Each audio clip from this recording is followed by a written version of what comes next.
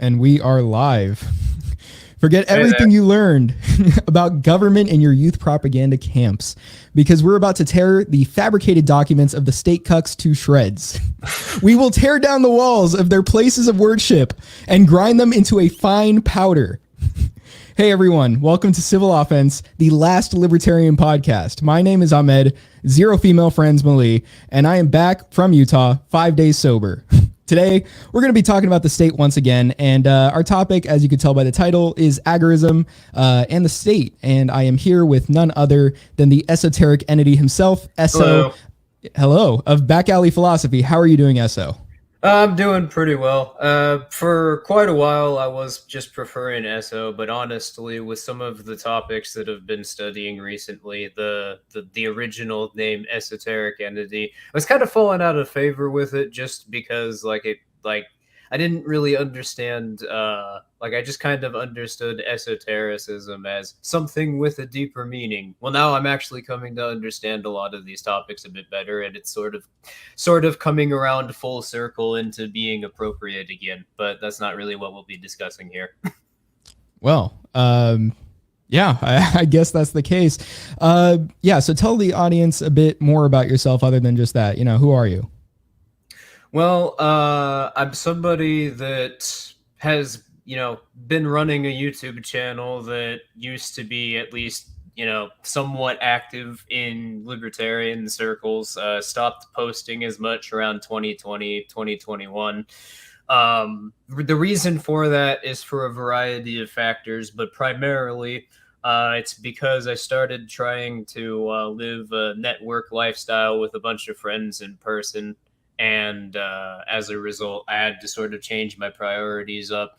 But, the other factor that caused me to consider looking at the purpose of even making content differently was some issues that I kept running into when I would actually take the time to look at the way a lot of libertarians were trying to characterize societies or claims about societies themselves.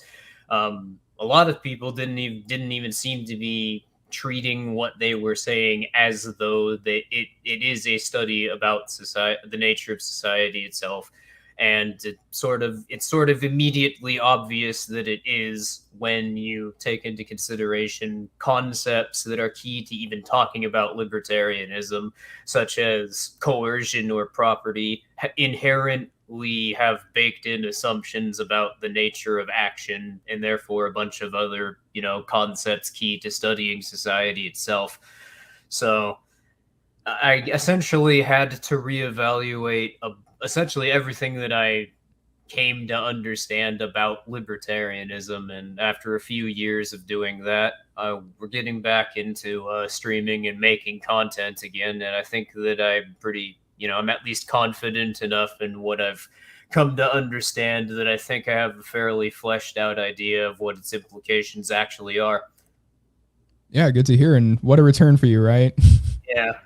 Yeah, And so as I sort of came to understand, I was actually looking in the wrong place to understand a lot of the shortcomings I was seeing. It's not other libertarian, other people making claims about libertarianism. Most of the help that I got was, if any, from logicians, studying logicians.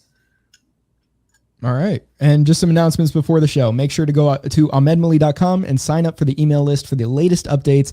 Check out Civil Offense on Rumble. Yes, we are streaming there right now. Just make sure, if they shut me down here on YouTube, to follow me on there. I don't know how risky this conversation is to YouTube at the moment, but I'll be careful to not cross TOS because some of these topics very easily could.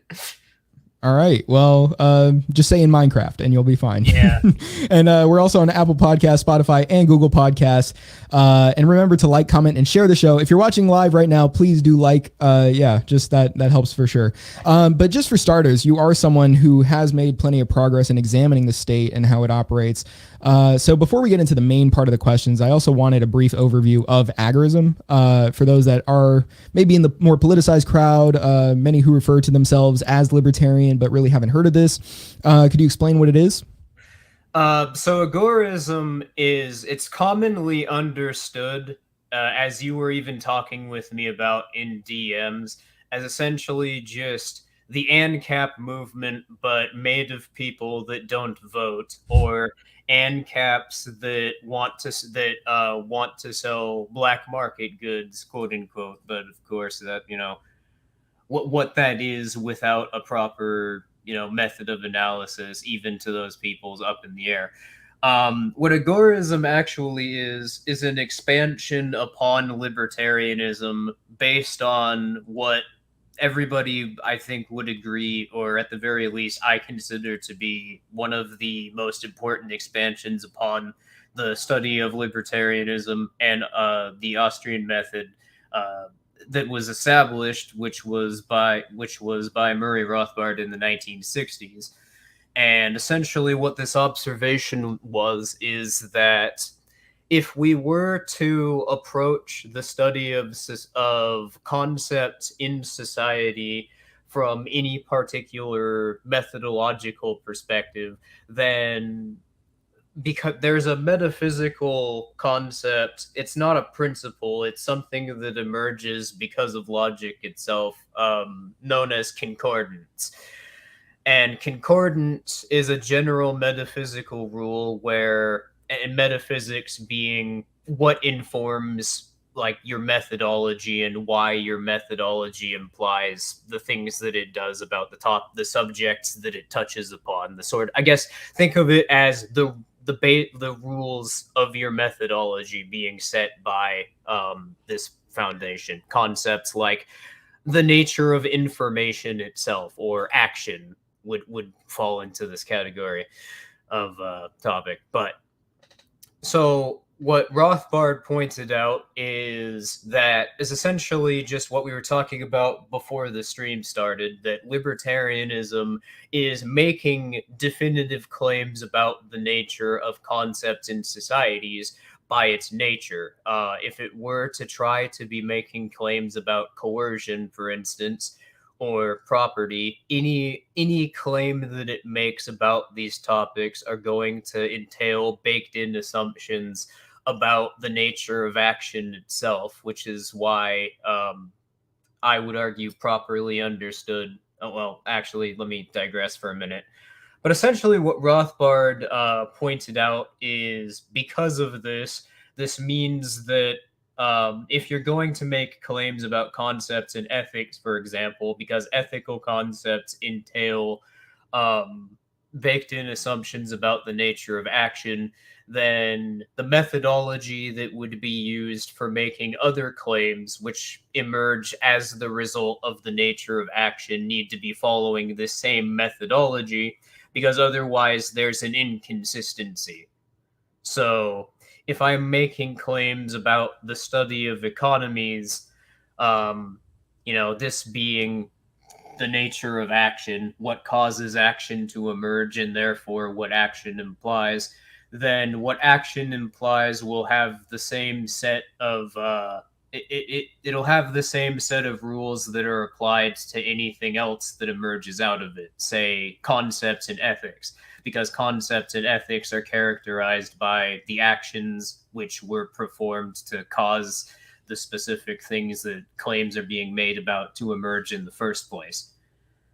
And the problem is that Rothbard had, either because of some cognitive biases or because, for whatever reason, this may be, he didn't really apply this to certain concepts in the study of society beyond economics. A perfect example of this would be politics.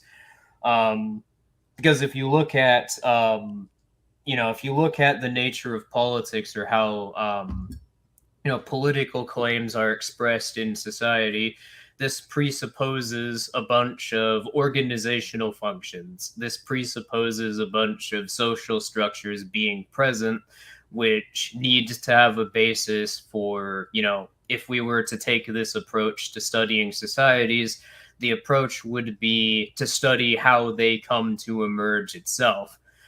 For example, how do norms get expressed around property and around economies that would allow something like a tax scheme to emerge to begin with?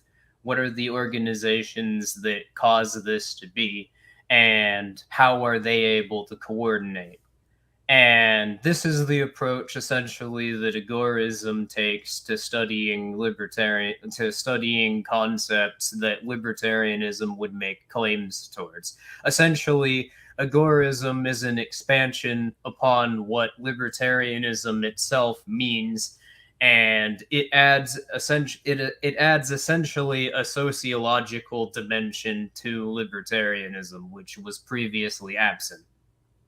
And this is important because it allows us to study things like organization models, or it allows us to take into consideration power relations that would actually go into informing why people behave in certain ways, and by what would be incentivized to see these behaviors emerge, Right. and where So those incentives come from. Sorry. right. So yeah, I just wanted to kind of break this down a little bit. First of all, I wanted to know. I've heard the term agorist class theory before. Is this pretty much also a description of that? What kind of differentiates agorism itself as a term from agorist class theory as a term?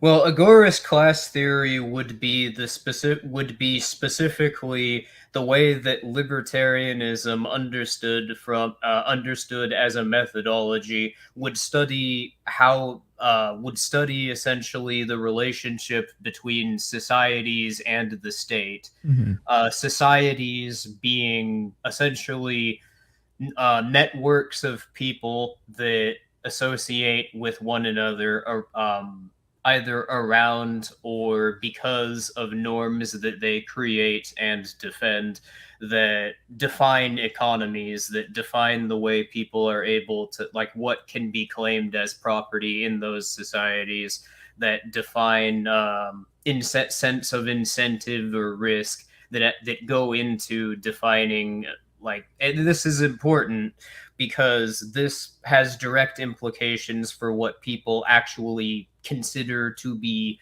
profitable or unprofitable, because this is something that is currently lacking in the, like, Austro-libertarian analysis, as a lot of people conventionally think of it. The, like, A equals A understanding of Aristotelian metaphysics, which was not actually based on, that's not actually how libertarians have conventionally approached these topics. That's something that was lifted from the objectivist movement. And but one of the problems that this creates is it means that we could only treat incentives or norms that characterize the way people coordinate in a vacuum. It means that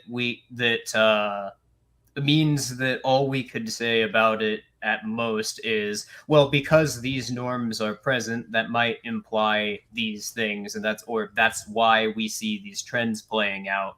But then, because of the fact that norms themselves are the emergent property of what technique is actually available, so context people have for using their resources and the ability for them to act on their resources, because this actually directly informs property norms, and because property norms inform economies, this is clearly a very flawed analysis that doesn't really allow one to even begin studying a lot of these concepts beyond just, well, they exist. In fact, a big problem that's emerged because of this is it results in a lot of people just, dismissing very important lines of questioning with, oh, that's just because there's some ideological conspiracy.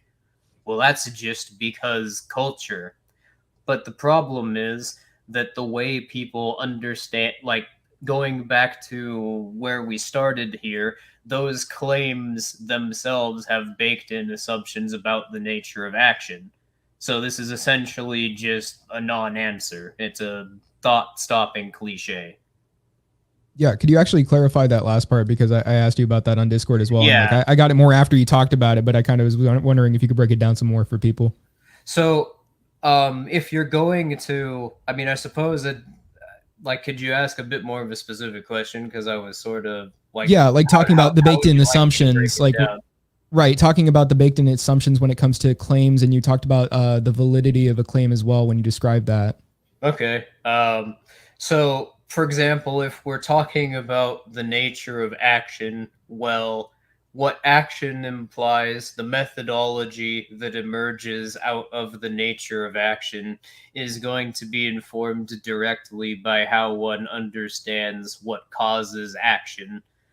Hmm. And this actually has very important implications for the study of society, because and this gets overlooked quite a bit by both libertarians and Austrians alike, as is evidenced by the fact that a lot of them treat very important metaphysical discussions underneath the nature of action as though they're essentially semantic games, like free will versus determinism, for instance. Well, the answer to that question is going to directly inform what action implies. If the way determinists characterize action is valid, then it means that all action is just a response to things in the environment Yeah. that's outside of the control of people to to inform how that fits into their narrative of the world, which would imply that something like intrinsic value exists. It would imply that behavior is inherently gamified um, by the environment, which would mean essentially that there's no reason for a methodology that would be dedicated to studying societies that would be distinguishable from, say, the study of physics or chemistry, because this would mean you could essentially create like formulaic calculations of how people could act using just stochastics, which is a subfield in studying probability in statistics. Yeah. Could you also go back to what you're talking about with how culture emerges? Sure. But that would be, I guess what I was sort of touching upon would, in my previous point, would, I guess, hint at the nature of culture itself. So, culture is something that emerges because of the nature of norms that are present in society. I mean, the specific phrases or specific aesthetic may be, slightly different, but as far as the actual things which performatively define culture, so actions that would be signified with a certain understanding of culture, like everything else in the study of society, it would be defined by the way that people actually can act, which is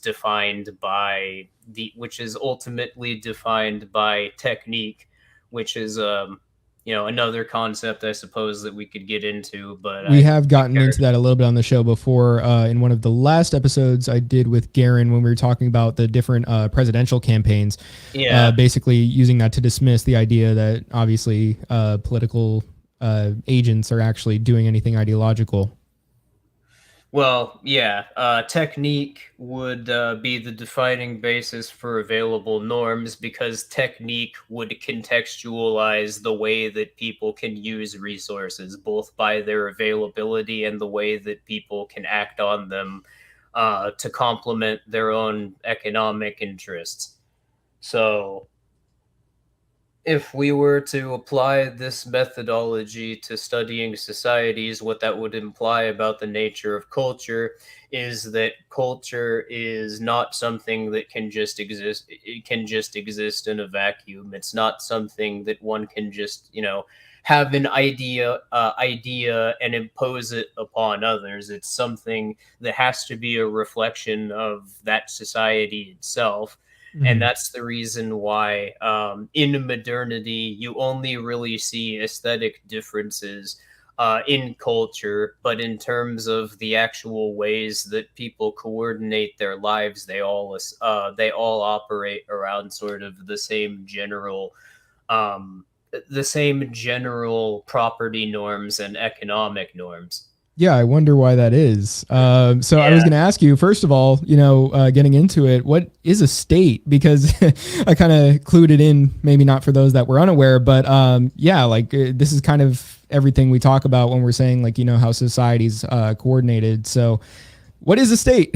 Well, I wasn't exactly done with talking about the nature of action, and don't worry, this is actually relevant to understanding the nature of the state. But why when people discuss libertarian free will, that is essentially a methodology, well, a school of thought within metaphysics that itself is sort of what both liberalism and libertarianism in the approach to understanding societies emerged directly out of. It's just that where liberals and libertarians converged is that liberals took the Socratic understanding of politics as, polis, not being distinguishable from society itself, whereas libertarianism took this approach that I just described, which is sort of evident, not very well articulated or understood by early anarchists, but it's very clearly established when people like Proudhon talk about law by authority. Not law by authority, I mean property by authority versus property by liberty. And when he elaborates as to the distinction, it's purely performative. So what this, but essentially, there wasn't really a clear demonstration of like the basis for libertarian free will, um unless you go back quite a ways, and a lot of these like 16th 15th century works are making very clear, they make very good points, but I think, funnily enough, the I said the airtight piece of evidence that would cause me to say that the libertarian free will in metaphysics is essentially indisputably valid wouldn't come from the study of societies. It would actually be from the work of a logician by the name of Ludwig Wittgenstein. Are you familiar with his work? I am not. Well, he is somebody who spent the bulk of his career in academia and a lot of his earlier work trying to essentially construct a perfectly logical spoken language. Like that was sort of, there's a name for people that tried to take that approach to studying logic around it's a school of thought that kind of died out in the early 20th century because the postmodern criticisms of the modernist movement's assumptions about truth kind of rendered that impossible, showed why that can't be. But in response to this, he wrote a book essentially right before he died called Tractatus, which was a repudiation of like what he spent his entire career trying to demonstrate, like showing why he came to the conclusion that it's impossible as well.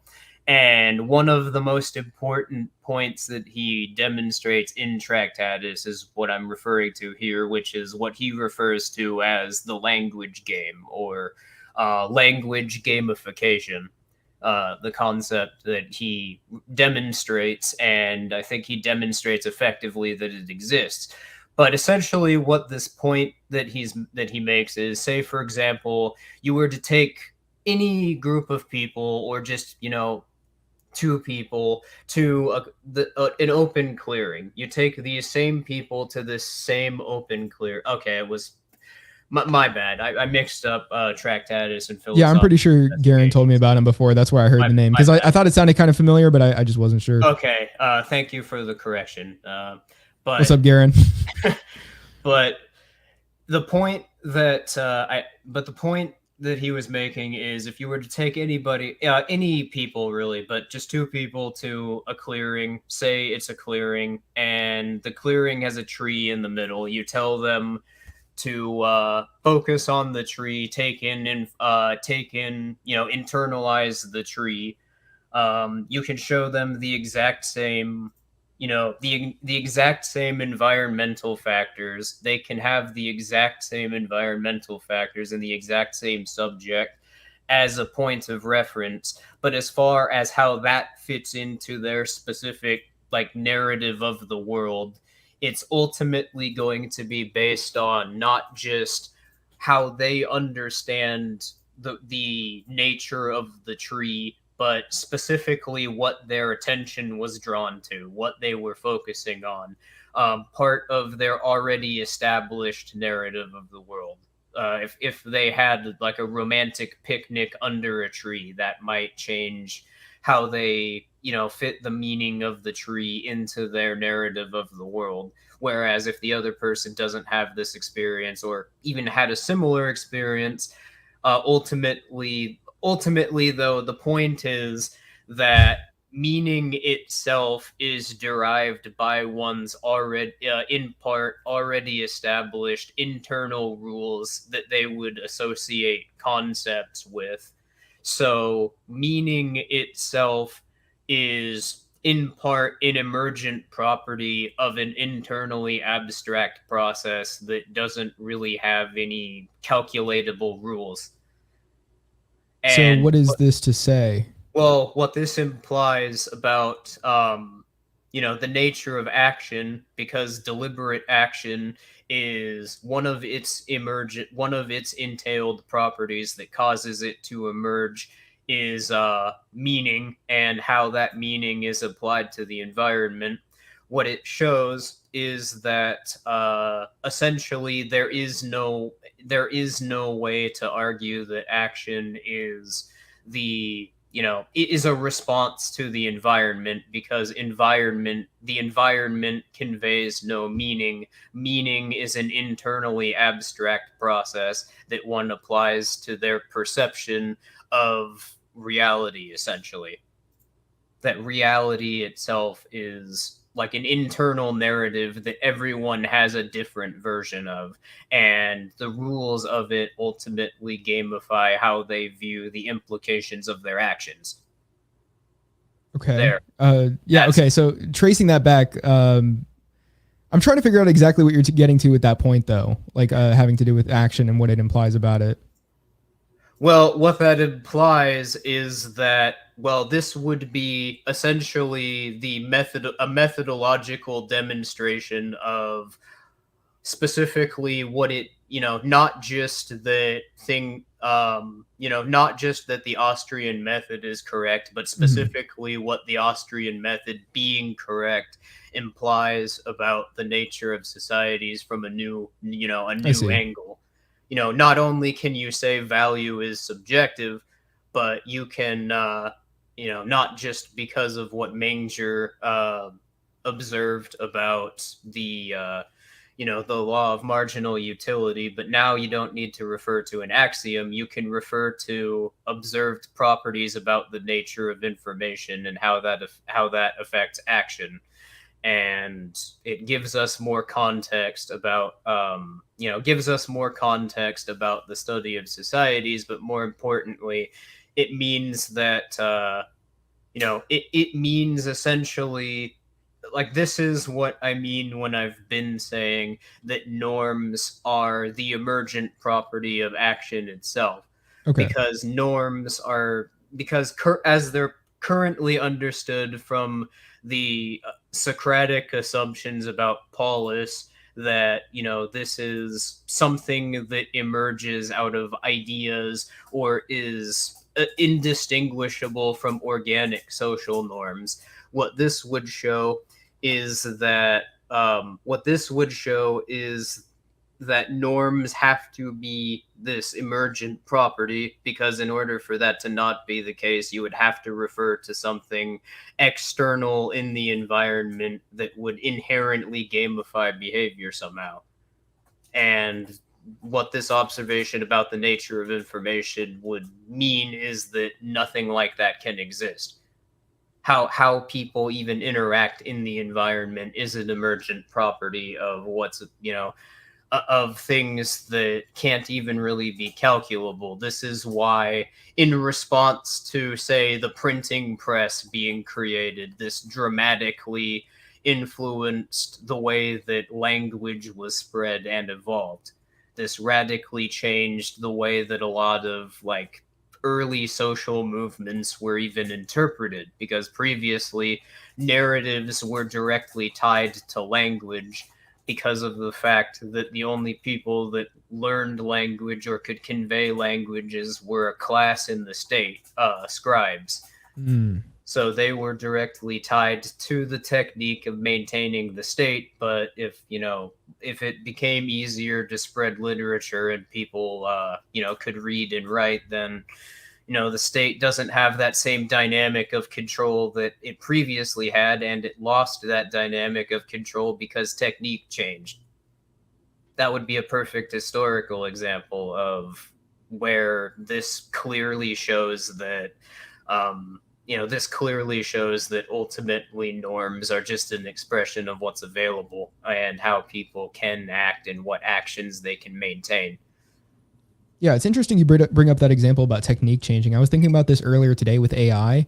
I was thinking about how easy it would be for the state to track things, like using AI as far as on cameras and all that, but at the same time, how much easier it would be to sort of use it yourself. I mean, it's a technology that you have as well.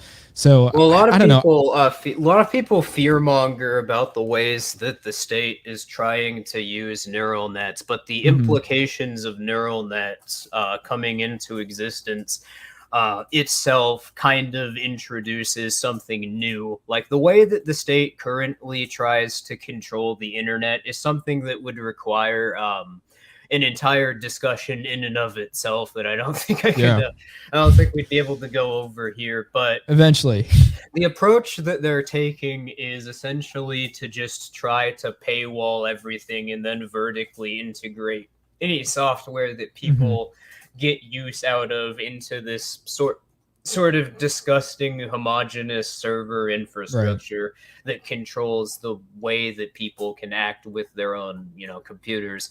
Well, the problem that neural nets introduce is that if you are able to use the algorithm, then you inherently have access to the weights which trained it, which means that you could just create your own localized instance just by using it. There you can grief their server. Yeah, there isn't really. Well, what that means is there isn't really any way to create a paywall or some sort of proprietary dynamic, because anybody could just create their own AI based on the proprietary one, because they inherently have access to the code which allows them to understand its rules and why it works. And I was thinking about this with ChatGPT as well, because did you see the owner of ChatGPT, or the guy that I guess started it? He was testifying in some hearing about how it's dangerous and the government needs to regulate it. Yeah, they're absolute. I think in the modern context, that would probably be the best example of technique changing having crippling effects on the way that the state is able to function. I mean, the state wants to have the way that they're reacting to it. they're reacting to it the same way that, you know, they do anytime something subversive comes along. They say, we got it under control, it's not a threat, don't use it for subversive purposes, please. And simultaneously they turn around and tell the people that they think are still, you know, enfranchised, this is the biggest threat that's ever existed. You need to be scared of this thing. It could undermine your property title. It could undermine your lifestyle. You might not be able to get money, or it's but yeah, that's ultimately the problem that we're seeing. And I, you know, have people that are still, you know, unfortunately in a position where they're forced to be wages that I am in regular regular contact Yeah. with and try to do stuff with. And something that they're told that, you know, I've gotten firsthand, firsthand insight into is that essentially firms are just being forced by the government to list out job applications to tell people that they are hiring, but internally how they're allocating resources around hiring practices, they're either not really allocating funds to hiring people because they perceive it to Wow. be too much of a risk, because anybody could just walk out at any time because of GPT, because of the fact that they have so much leverage over what they can do with their own computers now, that there's essentially at any given moment dozens of opportunities just for using that Yeah. could net them a lot of money. Or they, in order to even like allocate funds to hiring, some of the requirements for getting a wage, getting a wage job require so much leverage being placed over somebody that it's not even really worth doing, or it's actually an impossible standard altogether. I think a perfect example of this would be this job application that there's a programming language called Swift that was Mm. created in the last 5 or 6 years. And the person who created that language posted a picture of their job application they tried to apply for in some like legal market IT firm. And on the application, they mentioned that it requires 8 years of experience in this programming language that was created by this person and was only been around for 6 years. Wow. And then No, I there's mean that whole job application thing, I haven't even heard of that, but that's huge, honestly. Well, and that's one example. Like, there's a lot of people fear mongering about neural nets because Hmm. of some of the things that the government can create with it, and those are a valid reason to be concerned. But there's, the thing that a lot of people are missing because they're so caught up trying to discuss ideology, or they're trying to treat cultural and political norms as though they just exist in a vacuum and there's no real way of like, no, they're just sort of axioms that define society. What they're missing is that they're essentially technological social revolution that's happening right under their nose, and it's already having demonstrable effects on the way that certain organizations are able to coordinate beyond just what can be stated through ideology or considered the consequence of a cultural practice. Yeah. So I did want to get into the definition of a state because we mentioned the word a lot. So it would definitely be, hold on. Let's see what we got here. Lost vision of your guest, throw a ward in the bush.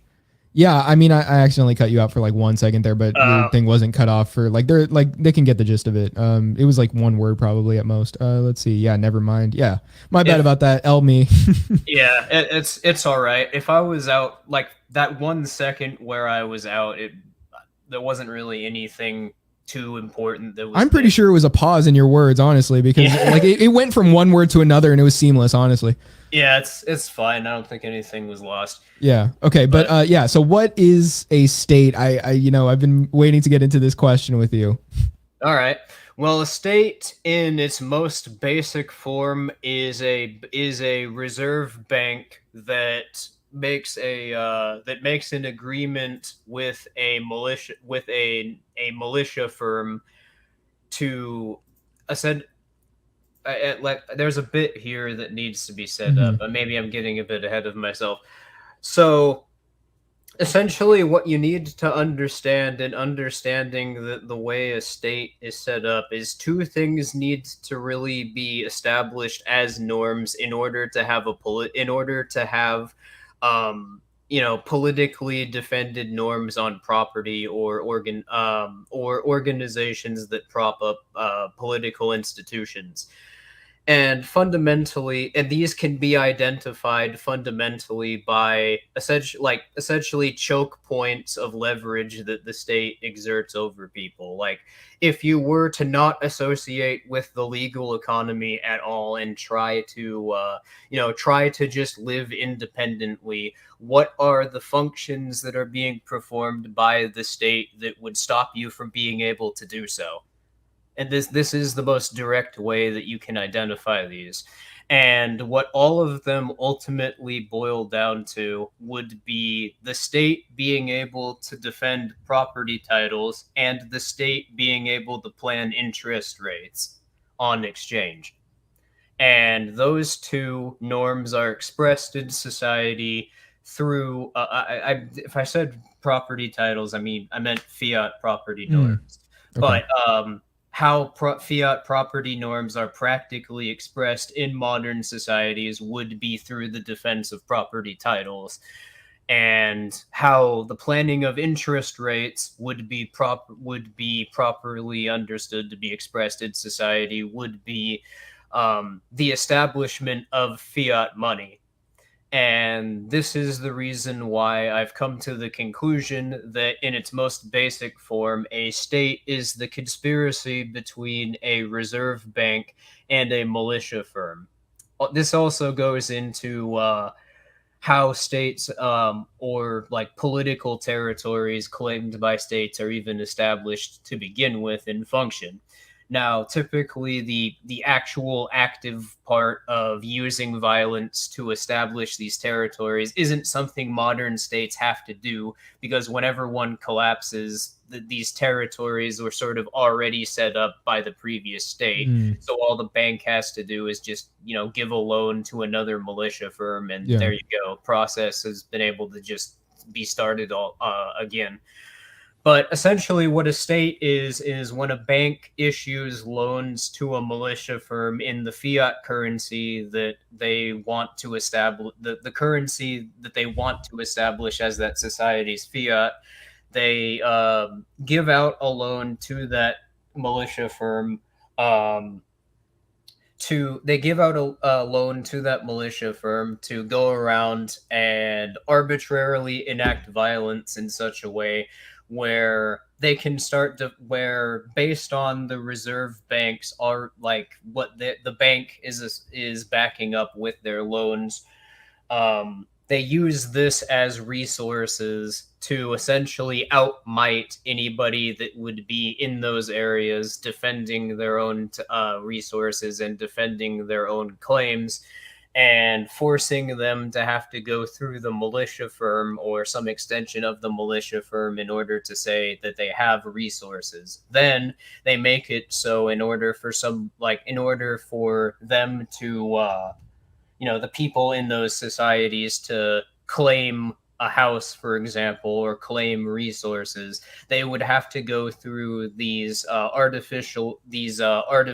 titles that the militia firm tries to defend, which means essentially that the militia firm is able to impose costs that are unilaterally determined by them onto people trying to access these resources, which then means that they can effectively force everyone in those societies to use the fiat currency issued by the bank as the medium of exchange, which allows them to control supply, how resources are distributed in that area, the medium of exchange that they use, and what effectively even counts as property. So it allows them that would allow an organization to be able to establish politically defended norms, and would perfectly explain what we're seeing today. But because the nature of technique changes, and because of factors that emerge out of society that aren't really able to be accounted for, there isn't really a straightforward answer in saying that, like, in giving a specific process through which a state is established, because Right. that process itself changes based on social context. Okay, so before I ask that, I need to ask this. Why? um in regards to, like, Why is this the case? Why are states formed? not even like how are they formed, just why? well, presumably because I mean, there could be really any reason. Somebody just wants to live as a welfare queen and is completely amoral and doesn't want to. But yeah, it ultimately comes down to states are able to be formed. You have some actors that are willing to express power over others in a way that would cause a state to be formed. And after the state is formed, it creates a sort of internal set of incentives for the people running it that all sort of gamify their behavior in a way where maintaining their lifestyle as agents of this organization directly, allows them to, like, coordinate in almost a social system where they understand what has to be done in order to maintain the state, because maintaining these key functions of the state are key to, like, expressing this control over society that then allows the state to allows the state to be to continue running. Yeah. So yeah, before I've actually we've talked about this on the show I had mentioned doing with Garen on the like Trump stuff and DeSantis stuff. Basically, Garen had given me an example about Jeff Bezos, and he said, well, obviously corporations operate under the same manner too when it comes to technique, but they don't have all the guns and the money. So he was saying, basically, think about Jeff Bezos, but if he had the guns and the money, he's not really going to be acting in a manner in which, he's trying to push some sort of ideology. It's going to be, how do I maintain the guns and the money? Yeah, exactly, because their lifestyle and it is going to be directly dependent on this, I guess, thing that they've invested in, and invest all of their behavior and time and resources into. And this thing, in order to be maintained, entails these steps that are required for it to continue functioning. And I guess that's my biggest issue with one of the things that you were at. Like, we already kind of touched upon this, and what I've explained about, like, why I characterize essentially why I would argue that Austro-libertarianism is not an ideology. It's actually one of the steps in a methodology, and really, I would argue a new way of approaching sociology that's not really been explored as intimately as it should. But, like, when someone responds to this observation with organizations don't act, man acts, those 2 point, what I've just established, and this point, this statement, man acts, not organizations, those two don't contradict one another. It's because man acts, and it is the way in which man acts that sets up these organizations. These organizations have functions that define them, and investing in them creates an internal incentive for the people who have to continue, to continue maintaining them, which maintaining these organizations is dependent on these functions. So it creates a sort of internal system where behavior is gamified in a certain direction beyond ideology or beyond any other considerations, because these functions that are required to maintain the firm, in order for anything else to be considered, need to be met first.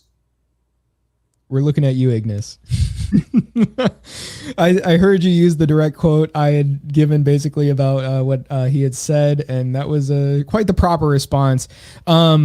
I mean, I agreed on that. I guess I'll bring up some of like the retorts he usually brings up. Yeah, he says like, he says reason, basically, well, let me say that, he says like, you know, bullying politicians, and you even saw this claim in one of the servers. He said that like bullying politicians is the answer because it'll outweigh the other incentives that they have, like this gamification. Even beyond you describing this, he'll say, okay, well, if I bully this politician, if I go pay people to protest outside his house, if I, you know, make his life a living hell, then he's gonna act differently because obviously, you know, it's just so much outweighing the other thing.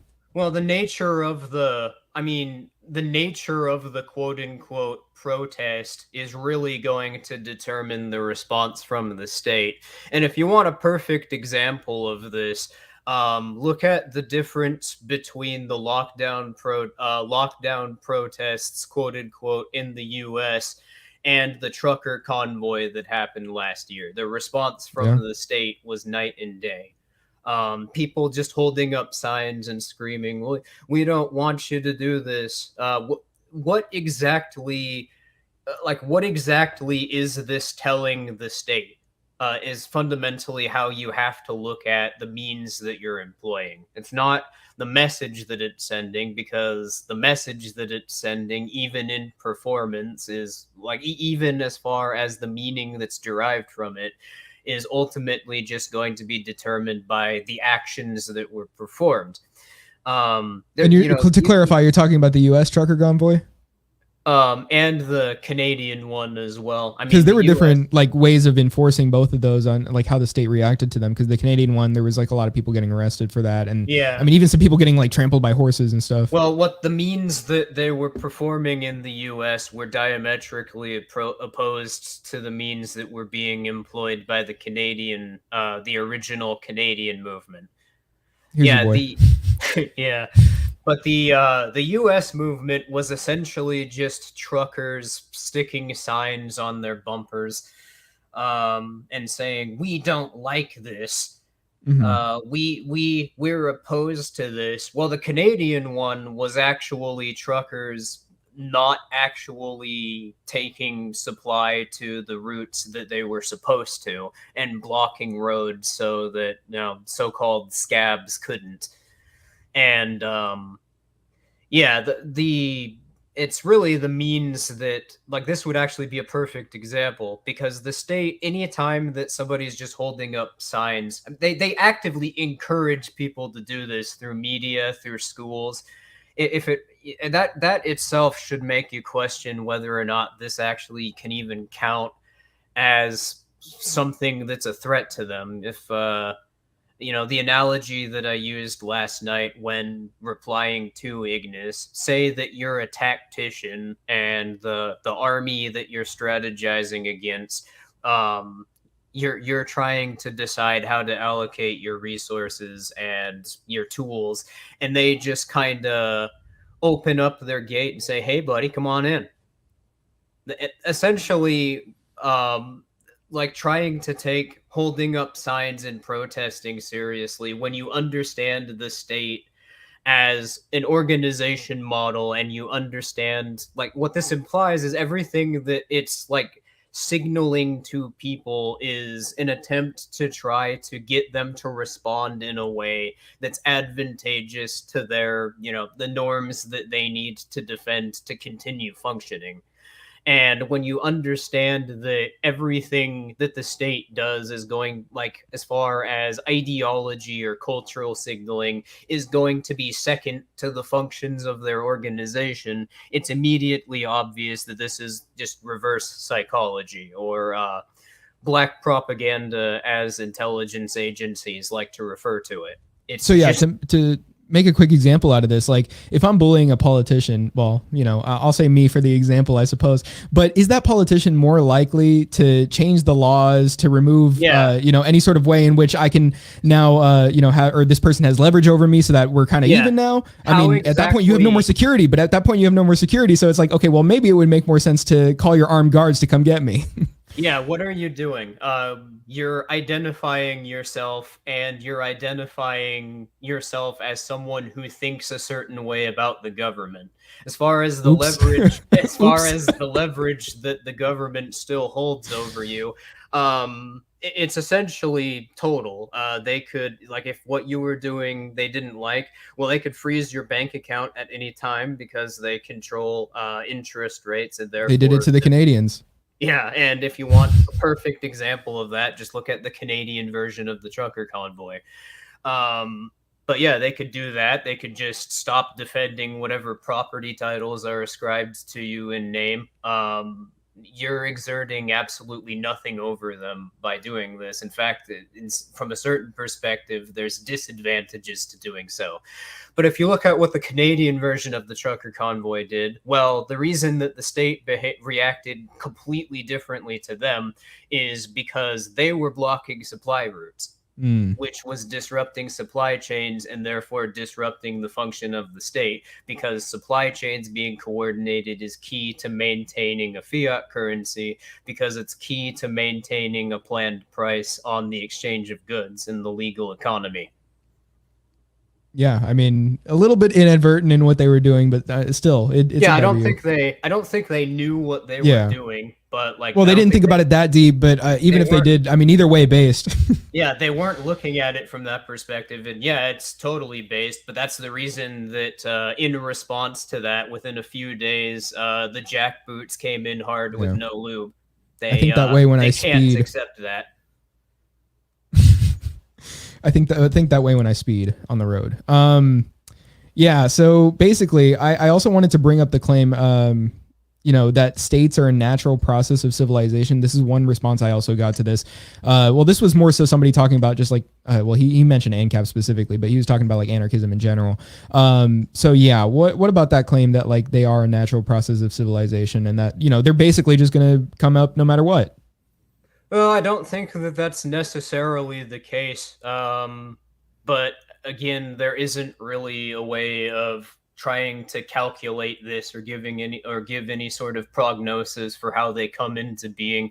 If techniques were developed early enough in human history where it would have made proprietary organizational dynamics just impossible from the start, it's entirely possible that the world could have, human society could have just developed without states. I don't think that there's any sort of historicist Oh, you progression. get this so wrong. It was just we were, cavemen, and then the state came in, and we were ushered into this society of beauty. Yeah, and there was like 300,000 years where nothing happened. But Okay, real quick. Garen said it's the narrative constantly promoted in state schools during the 1964 Civil Rights Act that the protests got our legislators to give us civil rights. Completely correct. yeah, and I mean, I'm just Well, reading that hold on. comment. If I dislike you owning property, shot your dog, tased you, forcibly handcuffed and kidnapped you, and held you against your will in a torture dungeon, it'd be illegal for me, but not for the paid criminals. Well, and I mean, that's just like what is that, a Sterner quote? yeah, but ultimately, what it shows, the question that that libertarians really should be asking if they want to understand the condition of freedom as an end that would really be implied by libertarianism as a methodology, because that's ultimately what understanding society in the way that I've described sort of implies. It implies that freedom is a condition that's met. It's not really something that can be practiced until until we've actually set some things up that make establishing political organization impossible. I'll give you a perfect example of a way that we could see this expressed in practical terms in modernity. Are you familiar with a geographical area that's informally known as Zomia? You'll have to explain it.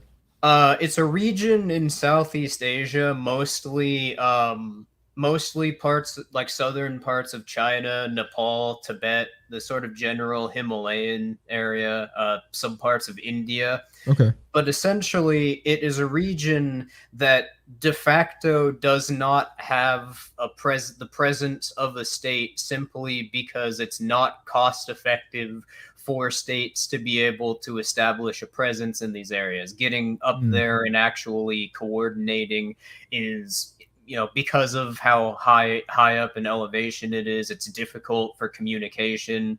Roads up to these regions are like non-existent, so getting a lot of supplies up and down is... Who will build the roads? Yeah. There's no state and no roads. That's we lost this one, honestly. Yeah, we're talking about like villages and mountains that have a few dozen people living in Just them. Admit that you're wrong about libertarianism. But so these areas are able to function without states, but what actual techniques are available to them is going to be gamified by this environment and the that they have, which is the reason why, like, uniformly, even the people living in these areas are almost all subsistence farmers that like don't really have access to technique that anyone else does. And that's simply because of the environment, like the way that the environment they're able to act on limits what they can do. I mean, it limits the state from being able to establish a presence up there, but it keeps them sort of locked in this situation where they can't leave because that would disrupt this lifestyle, and the state exerting power over them, keeping them up there, forces them into this particular lifestyle, even though it's not being directly claimed by the state, and the state isn't really, it isn't in any performative means even interacting with any of these people. So, like, the states existing create indirect expressions of power over people that aren't even really using resources that are being like controlled in any way by political institutions. Proprietary organization itself being able to act influences the way that people can economize with their resources, because of the way that it defines norms for societies around them. Do you have any good resources for reading on how states originally formed? Well, the problem is, like, if you're going to look for historical analysis, it's practically non-existent prior to, like, good historical analysis. Yeah. Like, it's just chroniclers until about the 14th century, and even until, like, the middle of the 19th century, the mid to late 19th century, it's like mostly propaganda, and you have to read between the lines to even see like to see what's happening. And the only reason that's different in more recent times is, again, because of the way the technique has evolved. Yeah, there was something Garen was telling me about before in a conversation we had. Garen, if you're still in here, post that in the chat. But we can see, based on the way that states as organizations have to function, roughly, at the very least, what conditions they need to create to form. And we can see that just in the state's most basic function, a bank and an organization that coordinates a militia, this would be perfect. This would be in its most basic sense what's required to establish the way property and economies are expressed in modern societies around us. So would this really encompass the state's organizational model? And I do ask that, knowing that there's like more to it essentially in how it controls society, but I actually wanted to get into the term itself. Maybe you could explain that a bit more for the audience. Well, this is in its I guess if we were to try to characterize it as a form, then in its most base, in its how it's practically expressed, in its most like at I guess the highest level of abstraction, this is the simplest way of understanding it. But of course, there's more to it. There's the region that's trying to be claimed. That's going to influence, for instance, the way that the state has to defend property norms, and the way that the state is incentivized to treat property norms in that area. There's an economic phenomenon that's pretty much universally documented, known as the curse of abundance, that would be a great example of this. It's why the majority of Africa is a complete shithole, for example. I thought it was time preference. No, it's just because states there happen to be particularly resource abundant. So they Look, don't to quote really... Hoppe, it's Negroid time preference. Yeah, it's just because they're black people and want to spend all their money on spinning rims. It's not anything to do with their environment or how they can act or how they develop in response to that, like nutrients or things that would influence the way that one contextualizes the world around them. Yeah, but my bad for interrupting you. I just thought it was a bit funny. No, it's perfectly fine. But it's because it's really just because a lot of these regions are they're particularly abundant in minerals and resources that are key to other state supply chains. So they don't really have the ability or internal reason to really establish market-based political economies. That's why they have an almost exclusively imperialistic relationship to other states, and why they sustain themselves mostly by just exporting anything internal to other states through through the supply chains they coordinate through cartels like the World Trade Organization or the International Monetary Fund. Right. Getting back into the state's organizational model, though, I had read a graphic that you had made about this. I believe that was it had to do with like the media as well in there. Yeah. Well, if an organization is operating in the white market at all, it means fundamentally that they have a Yo, hold on. Jeez. Okay, just go on. Well, if an organization is operating in the in the legal economy at all, I mean, at a very basic level, it means that the state is able to exert leverage over them because in order to be a firm operating in the legal economy, they have to be granted property titles, i.e., the state has to say that they're defending all of the resources that are legally ascribed to them, and they have to be able to coordinate through through financial institutions, which the state could just freeze all of their assets at any point if they didn't like what they're doing. We see this being practiced practically all the time in modernity.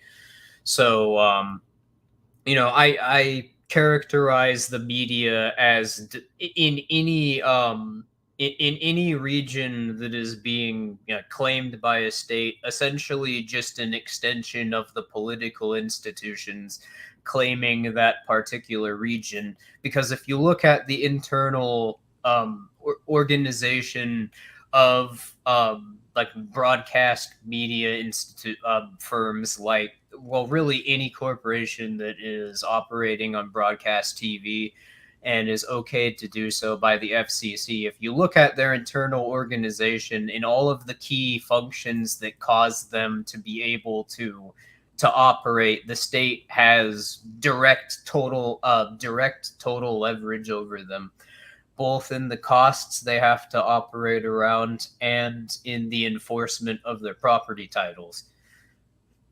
Yeah, and Tucker Carlson counts as an agent in the media, by the way. I've seen Dave Smith talking about, he's so anti-establishment and all that. But what does that even mean? Yeah, I'm going to mention this real quick. I saw Patrick Bet-David talking about this, and he was basically saying apparently the reason that Tucker couldn't come to his show, for example, well, I don't think it was his show necessarily, but what they mentioned when they invited them to, or like him to host for their show, right? He didn't say that he was blacklisted from their show, but he said there were certain places he was blacklisted from. Like Tucker. So basically he still had a contract with Fox, and like apparently, like according to him, which made it to that when he was moving to somewhere else, he couldn't actually just move anywhere. So that would kind of imply also, like, if Fox's interests are still there, that and if Fox is supposedly now this like establishment regime thing, I mean, like it is, but like, that's everything. But if you're saying that Fox is this corrupt news organization, whatever that means, wouldn't that imply Tucker is the same thing too? No, still? I'm not saying. No, not that, you. I'm just saying yeah. like people in general, like about this stuff. So I was just clearing it up because Yeah. I know people are already going to say like, oh, but what about people like Tucker? Yeah, to clarify, I'm not claiming that all of these organizations are corrupt when they're all through subtext and Right. subtle means all promoting the same narrative. I'm not claiming that there is a formal conspiracy. I'm saying that they're doing this because they all operate around the same gamified internal incentives that are created by the state. For sure. And I didn't say you were saying that at all, but it's good that there's a clarification there because I already know it's going to be misconstrued by people that already view it that way, that there is this like, sort of corrupt regime, like, deep state almost within the media as well. Well, and what this fundamentally implies is, there may or may not be there almost certainly are, just for the sake of like trying to create more efficiency within these firms, like shadow actors that aren't really operating publicly, but are they the ones that are imposing something upon the state? Well, by the nature of the state, that can't be the case. They can at the most be efficiency experts trying to operate internally. But basically what this shows is that what the Fox just said. There is no deep state. Are there multiple groups vying for power? No, fundamentally, because politics itself is an end, and that end is the establishment of fiat property norms. I could say something that would get me banned about that, but it's okay. I think I'll keep it off for now. If we ever go to Rumble, I'll probably say it. The ability for the state to express power over people is the direct emergent property of politically established norms on economies and property. So there can't be competing powers within the state. The state is itself a particular expression of power. Yeah. Could you provide a definition for like the state's organizational model itself? What does that mean when you say that? When I'm referring to the state's organization model, I'm referring to the functions that the state has to perform in order to sustain itself, which is, I guess, in more practical terms, is expressed in the actions that are coordinated by police, for instance, or actions that are coordinated by by financial institutions, or really any firm that's functioning as a political institution, in essence, a bureaucracy within the state.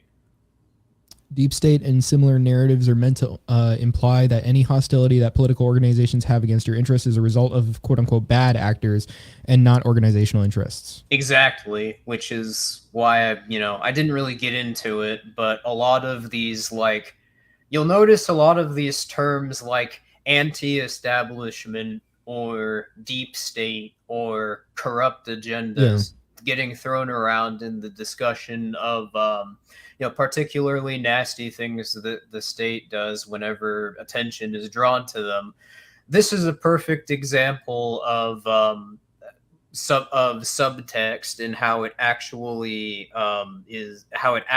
functions in media propaganda. Essentially, it is a way of slipping baked in assumptions to the claims being made, meant to convey a certain narrative about the relationship between society and the state without directly stating it. Yeah. So I mean, like, to clarify, like, as far as what the establishment is, like, I get how people use it, but like technically speaking, like the people in here, you and I and everybody else, like, we're anti-establishment in what it really means. No. Well, I suppose so, but the purpose but the purpose of the term is that you're supposed to project what you already understand your relationship, what you already understand about the relationship between society and the state onto this label. So Hmm. it's sort of like it's sort of like the I guess like debate equivalent of cold reading, Mm. where what's being said really doesn't actually imply anything, because Right. as far as the methodology being referred to, it states nothing about how it's characterizing the concepts it refers to. But because you have an investment in this internal narrative, like that you project onto what's being stated, it causes you to, like, from your own perspective, to take a statement like this is an anti-establishment agenda and project onto it, this is a libertarian agenda, or this is Oh, a okay, I see. reactionary agenda. It's essentially something that everyone can identify with, that ultimately means nothing, but in as far as the actual statement itself goes. But when you keep in mind that media narratives are uniformly dictated by the, like, what is required for political norms to be established, in practice, how this will always be applied by political movements or the state is, in some it will, like, the means that are be referred to by movements that use this sort of rhetoric will always be standing outside with signs and protesting, for instance, or something that ultimately isn't subversive to the function of the state. Yeah. So I want to move on a bit, and I actually want to talk about the whole states being like supposedly ideological in people's view, where it's not, and we've already covered that. Speaking on why that can't be the case, and we've talked about technique. I wanted to ask just about forms of government. Like supposedly we live in a democracy. It's whereas that's really just a psyop, obviously. But like let's say the system of government that it decides to say it is a monarchy or a dictatorship, and like typically people view historical dictators as people that had this, like, they were the ones with the unilateral decision to do whatever they saw fit. Do you reject this view of the historical analysis, or do you how do you see this? Well, I do, and I sort of touched upon the reason why when I was talking about the curse of abundance and the reason why political economies are characterized the way they are within certain states. Um, Essentially, the way. Are you familiar with an essay that written by John Hasnas called the Myth of the Rule of Law? Yeah, Garen talks about that one a Yeah. lot. Well, this is essentially just applying the concept of death of the author to the understanding of legal systems. And that is essentially that as far as legal decrees are concerned, they can't, they're internally supposed to be, like, if we were to treat them purely as ideologies, or as though they're supposed to be the basis for deriving moral rules. Well, you ultimately can't, because they refer to concepts that have baked in assumptions that can't really, like, the uniform meaning, a uniform meaning to which can't really be established because of the format itself. If you were to take, for example, the First Amendment of the U.S. Constitution, every person has the right to freedom of speech. Well, what's freedom and what is speech? What's a right and what does that imply about speech and one's ability to express it? This is going to be different depending essentially on the person that's interpreting it, which is the reason why courts are necessary for a legal system. Hmm. Why judges are necessary. Um, but when you take this into consider, but of course there is a sort of uniformity that goes into the way that law is performatively expressed in society, the way that the state enforces it. So if there isn't any way to derive any, like, any metaphysical foundation from, say, a constitution, then we would have to refer to something else to explain this sort of uniformity. And this gets back to the functions of the state, what's required for the state to function internally. And this is going to be different depending on the particular state, because states, depending on the technique that they're able to act upon, that's going to influence the way that they have to defend property norms internally and plan the way their fiat money is distributed for their political economy to be able to function. And what that would imply is that the way that legal systems are actually practiced are ultimately just an expression of the economic interests of that particular state. And this, if we look at what in function a like feudal political economy would entail compared to I guess a if we want to use the term Western capitalist political economy in modernity, then what you see is the way that property norms were enforced in feudalism. The reason that changed is less because there was some sort of ideological movement that changed the function of states, and more in response to the way that the state had to change the way it defended property titles in response to the early technologies of the Industrial Revolution. I see. All right. So with that, I also wanted to kind of ask more about the way of viewing the state itself, because something that I definitely was interested in asking about were two things: lobbying and campaign finance. Sort of just looking at how those two are involved when it comes to obviously how politicians act with the state and so on. Yeah. Well, what specifically were you wanting to know about them? I guess I should go a bit more into depth with this, but oftentimes, when people are analyzing what, the quote unquote problem really is with the government, they'll say like, okay, well, policies, like they'll acknowledge that policies just get passed independent of what public opinion is. And then they'll say, well, it's because these lobbyists are so entrenched in the government. I mean, like, look at these laws with it, and look at how much money is involved with politics, and look at, the campaign finance. Like, obviously these politicians are bought and paid for by these corrupt interests. So I was just kind of wondering, like, is this just all a psyop? Like, is there anything that has to do with it? That's another example of what Heretic and I Heretic mentioned, but I brought up earlier, where a common sort of, that's exactly the proper way to understand it. Feudalism became untenable, which is why states had to adjust instead. But back to what I was to what I was mentioning a moment ago. God damn it! That made me lose my train of thought. This will help you. All right. What was your initial question again? Just having to do with the campaign finance stuff, lobbying. Yeah.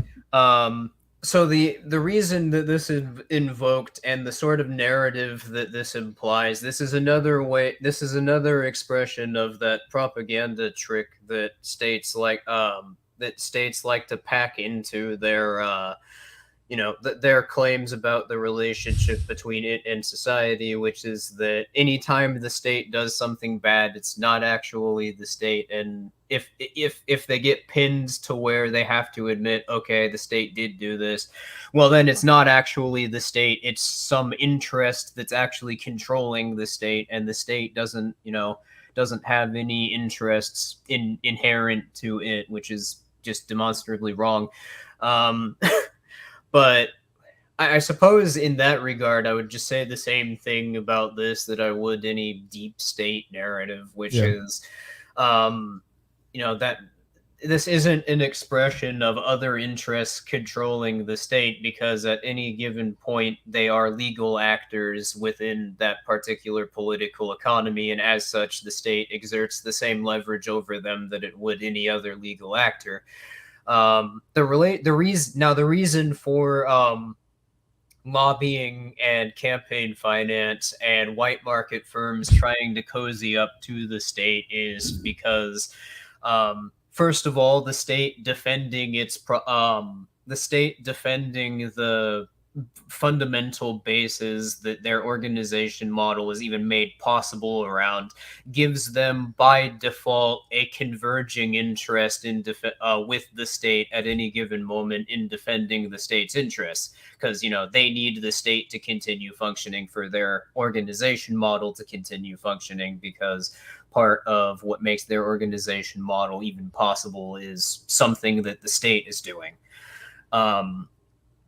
But the other particular incentive that corporations and just legal firms in general have for cozying up with the state is that it can secure positions of leverage for them over other firms within the white market through sort of like Machiavellian navigation. If you want an example of what I mean by this, it's not like really not in the sense of somebody can brown nose the state and get a cozy relationship with that particular politician because of their interests, because that has the baked in assumption that the state is coordinated by the interests of that particular politician. So I actually have a little bit more specific things to get into, right? Well, I wasn't exactly finished, but what I was gonna give an example of the sort of position Microsoft has been able to work itself into in the white market. Now, Microsoft has unquestionably more leverage than any other firm that specializes in hardware and server infrastructure. Why is that the case? Well, because of specifically how they managed to cozy up to the government. They've made it so military computers are using Microsoft server infrastructure to be able to function. So when the state is coordinating with Microsoft or is trying to coordinate with like the internal functions of Microsoft as a firm, they have to take into consideration some things they wouldn't with say Intel or on the hardware side or Google on the software side. They can just in the case of Google, they could just have any other firm performing the function that Google does in the W3C, the cartel that controls the software and hardware side of the white market. With Microsoft, it's a bit more difficult because all of the computers that the government controls are directly associated with their server infrastructure. So this is the sort of benefit. This is the sort of indirect benefit that firms like Microsoft could gain, depending on their particular market and dynamics within. That they could gain associating with the state from their own perspective. And what the state would gain out of that sort of relationship is, well, total control over the server infrastructure of that particular society with available technique. Yeah, so I actually wanted to go back a bit in what I was talking about with lobbying.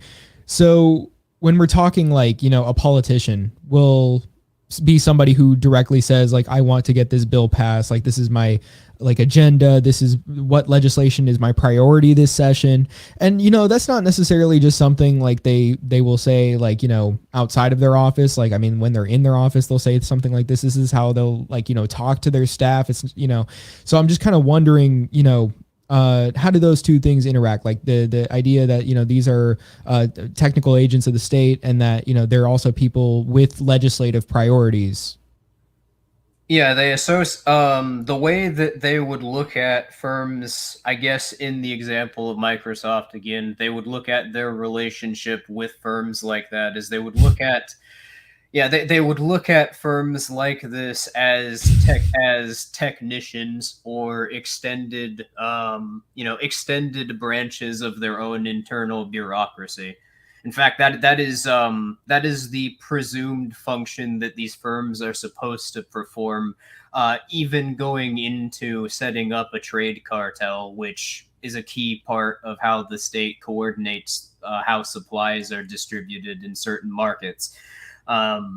it presupposes that there are these firms with these particular organization structures in place that are able to distribute these resources through these supply chains in this way, which makes it so we can certain prices can be set in that region when those resources are actually sold in the legal economy. Mm, So it's something of a symbiotic system, but the state ultimately has the leverage over those firms at right. any given moment. Although, because of the fact that, there are practical necessities that the state has to perform in order to maintain this, it doesn't mean that the state is all powerful in the existing property norms that are dominant in society, but this doesn't mean that it's infallible, and this doesn't mean that everything in that particular society is subordinate to them, which is one of the most important things about understanding that there's key functions, like there's key actions that need to be performed to maintain the state, because then we can study those actions and what even makes performing them both incentivized and possible. If you can do that, then you can understand what is actually required to create some sort of resistance against it, because you can study what you could do to I guess replace this foundation with norms that result in the libertarian condition of freedom by the way that it would incentivize people to act by what it would allow them to do I'm just with looking at my available comments right now. technique. There's a lot going on. Hold on. Yeah, I'm seeing some of Bill them. Gates versus Mark Zuckerberg would be a brawl between two eldritch abominations. I doubt you could watch through it without going insane. Okay, well, there's a lot of stuff going on there. What I wanted to bring up specifically when I made my earlier comment about political agents having these legislative priorities, I was kind of wondering to what degree are they aware that they are technicians when they're in office, like how mentally is that at the forefront of their mentality when they're in office? And after that question, I was also just kind of pointing out the whole legislative priorities is perhaps a part of like the incentive system that you can technically have issues you still care about or something, like having to do with the reason you would feel so important being in office. I would say it's more of a phenomenon. You're familiar with the phenomenon referred to as the banality of evil. Yeah. I would say it's more of a case of that on a grand scale, where these are just the norms that appear to define everything in their particular life and society around them. So it just sort of becomes their default reference for what they performatively have to do to maintain themselves. So I would say it's not really like they're consciously snickering and rubbing their hands together every day that they wake up and thinking, oh, how can I fuck people over this today? It's more of a sort of indifference, I would say. It's just this is the position they happen to find themselves in, and because it is the position they happen to find themselves in, they just kind of go along with it. Yeah, so let's address some comments real quick. This one I wanted to look at just because I was thinking about bringing something like this up, but I had already thought it over. You guys heard about that Joe Rogan call out on that one vaccine doctor? He's talking about what was that guy's name? Like Peter Hotez or something. So it was like something like that. Whatever his name was. I heard the charity donation amount to debate RFK Jr. is up to 2.62 million last time I checked. Stream might get taken down just because you used the VAC word. But, I've used I think they let you use it now just fine. All right. I don't know. Just don't use it again and we'll be fine.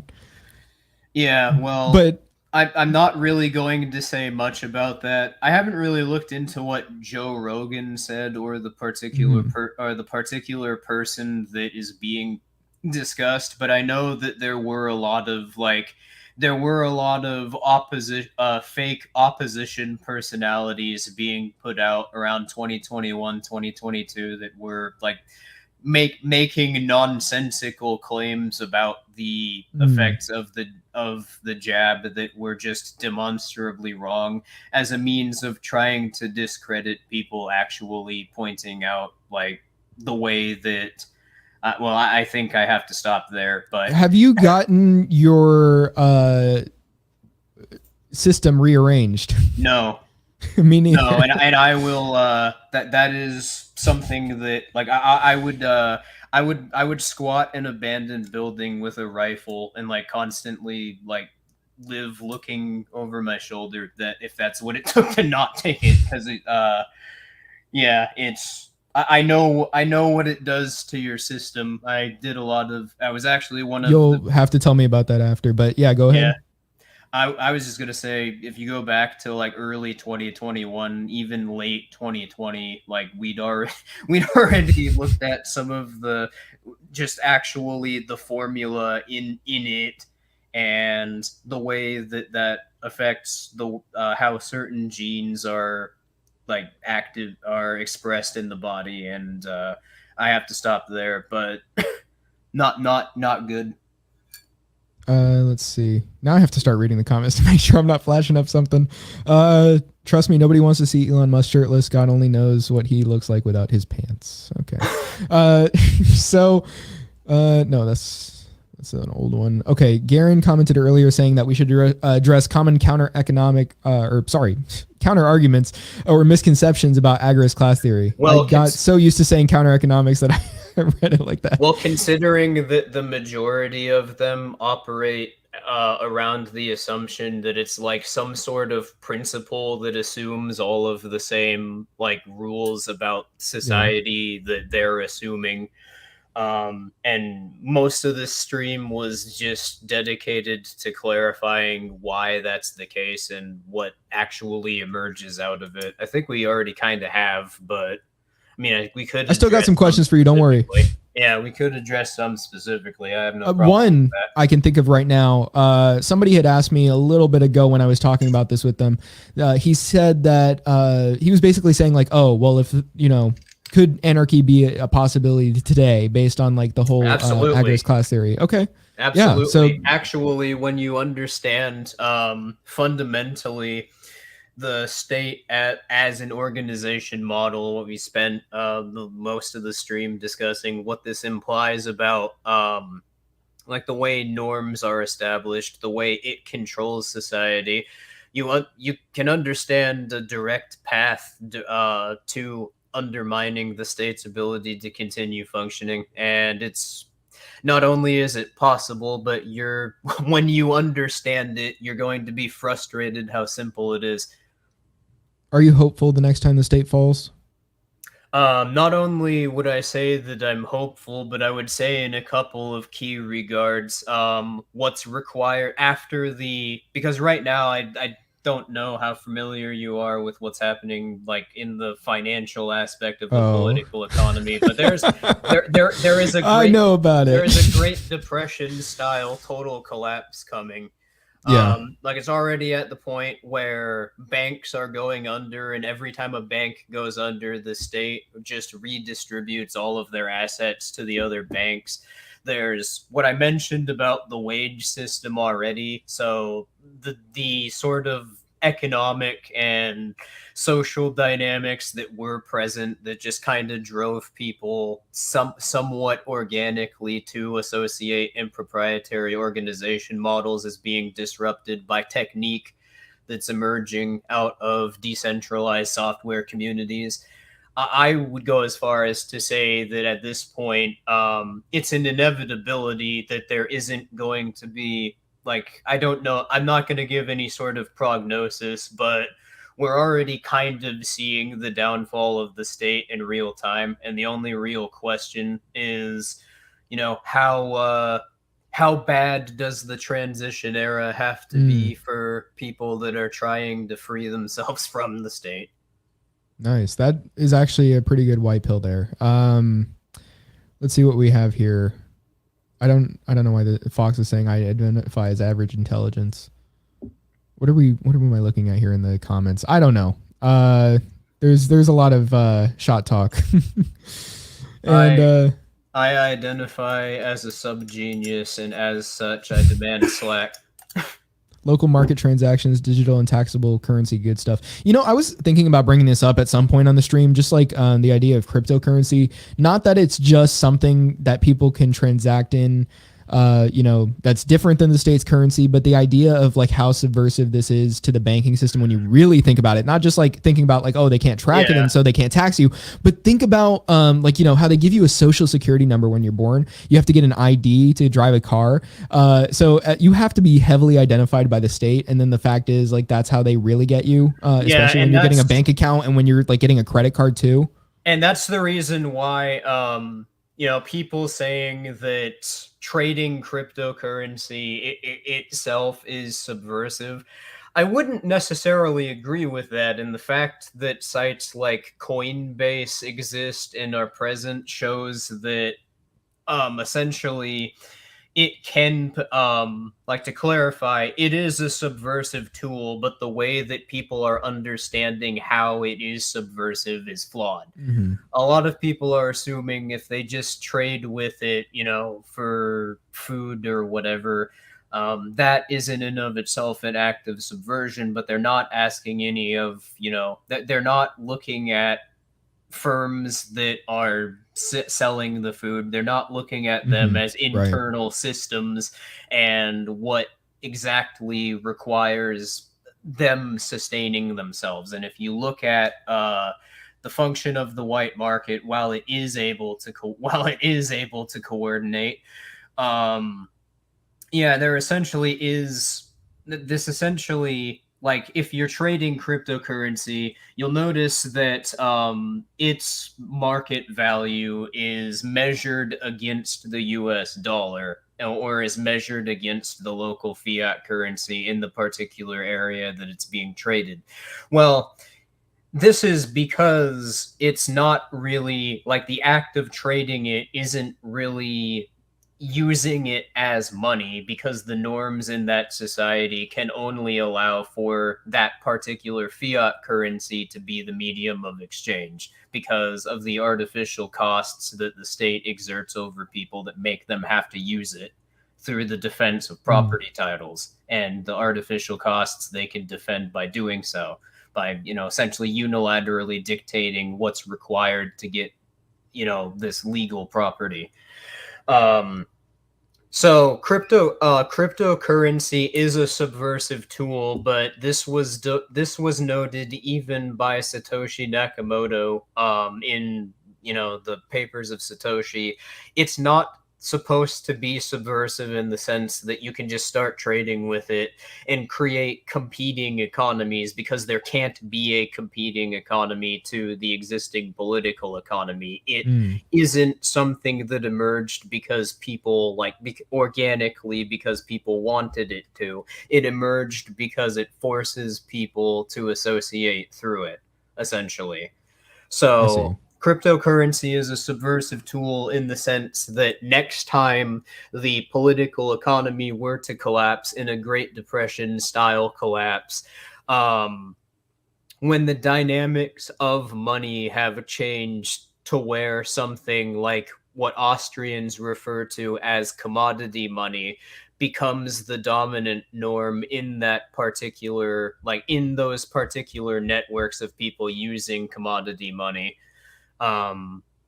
it essentially means that it's not something that the state can do anything about, as far as trying to force money onto them again, because the medium of exchange at that point, that the norm in that society is based around, is decentralized, and decentralized means of exchange inherently have advantages over proprietary norms trying to uphold what's being coordinated. Firstly, the sense of trust in those exchanges emerges organically just because everybody in them actually knows one another, and that's the reason for, you know, the network to emerge to begin with.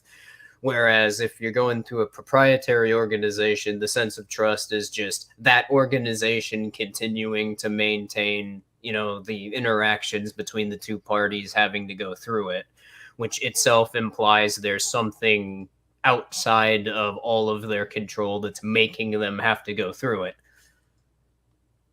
Yeah. I wanted to get back a little bit to what we were talking about, just wrap up on the side of the relationship between these political institutions and the state itself. Just talking about political parties specifically, I did want to get into all of them, but not necessarily one by one or anything. I just mean like, not just, Republican, Democrat, oh, this uniparty doing whatever, but sort of just addressing like in the same way of how technicians relate to the state. Like what is sort of the goal of having political parties and, how do they essentially help the state's interests? To create the illusion that you have a choice. More specific, more specifically, to appear post hoc to reinforce the narrative that it tries to promote about its own nature, which is that the way that it acts is just an expression of ideology or culture or just all of the assumptions that would go into the way that Socratic philosophers characterize polis. All right. Well, so how about the Libertarian Party? I was just going to, all I was going to add on to that is I think Joe Biden himself is like there is no better there is no better example of the fact that the presidential outcomes are tactically chosen, like directed by the state beforehand, than to simply look at the fact that Joe Biden is president right around the time that the political economy just happens to be like collapsing, and it got to the point where just to keep functioning, the state had to start telling firms that they need to close at certain times to coordinate supply so that they could keep the rates of interest without causing debts to default. I actually brought this up on one of my shows. I was saying that it makes sense that Trump wouldn't be in office for this so that he could almost come back, because at the time, this whole Trump economy thing, oh, we had such a great economy under Trump, best numbers and all that. Yeah. And then like right at the end of it, obviously there was COVID and there was obviously a lot of monetary policy that caused an economic tank. And then you see Trump leave office when Biden comes in. Now all the inflation starts really coming in, but it started under Trump, obviously. But like that was just because the state was doing it at that time. But the thing is, now Trump can point to this and say, look at how much Biden has destroyed the economy. I'm going to come back. I'm going to bring it back, and it's going to be beautiful. Yeah. And so now they're going to vote him back, or vote, quote unquote, him back in. Like they're going to throw support behind him, I should say, because he's somebody that can now say like, oh, well, Joe Biden was the one that did this. Now I'm going to come back and fix it for you. Whereas the state may or may not put in new policy depending on what it needs. Yeah. And Joe Biden serves as a perfect scapegoat because he's literally demented. Right. He's literally demented at this point. Yeah, I mean, maybe they can put RFK in and then, dismantle the CIA. And then obviously that'll fix everything, right? Yeah, sure. It won't just be replaced with another bureaucracy that functions exactly the same way. Oh, and I brought this up on Vivek Ramaswamy, who's running under the Republican ticket, who's also one of these supposed anti-establishment actors that like wants to dismantle the deep state as well as Trump and RFK and whoever else. He said that like he wanted to dismantle the FBI, IRS, Department of Education, and rebuild where necessary. Yeah, it's not like the CIA, even as is, doesn't already function with what they refer to as plausible deniability being the priority for literally every strategy that they formulate, which in practical terms means most of the functions of the CIA are not actually performed by the CIA. They're carried out by private contractors that are being controlled by the CIA, or operating on a contract that was issued to them by the CIA. So Garen's asking, what aspects within the government are controlling who becomes elected? Well, as far as specific actors, None. It's more just people who are people that are like controlling the function of the government, simply looking at the current state of the government as an organization and acting on what they think is most tactically sound as far as presentation and as far as what would allow for them to be able to like coordinate the government internally as a bureaucracy with that particular person being in that position. Joe Biden was the obvious case, but was the obvious choice from this particular perspective because, well, as I pointed out, he's a dementia patient. He's obviously going to be a fall guy. So he's a perfect scapegoat because nobody like who actually has a political career or a political future from their perspective actually has to take the fall. And because he's a dementia patient, he can essentially just be like his handlers can essentially just do all the work, and he can just sit there for photo ops. So Filthy Heretic says that the document from the FBI describing Operation Eagle 2 strongly implies that the CIA picks who becomes president. And that may very well be the case as far as the actual bureaucracy that plans it, but that again doesn't imply that there's a competing power structure. Right. It just implies that they operate internally as a bureaucracy and that controls that particular function. I get how that can easily be taken as like, oh, this is a rogue agency doing it, and we need to get back in control of our country. Let's see. So I just mean like how our president's actually selected, or that we know the votes aren't really counted.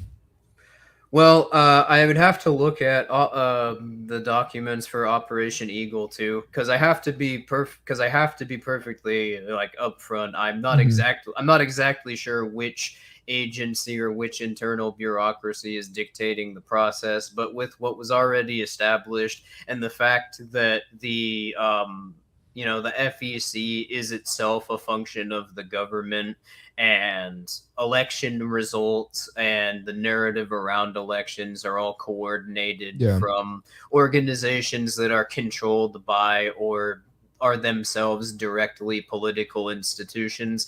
It's fairly like you can definitively state that there is some sort of process like this happening internally, but if there's documented proof that it's the CIA doing it, well, there's your answer if that turns out to be the case.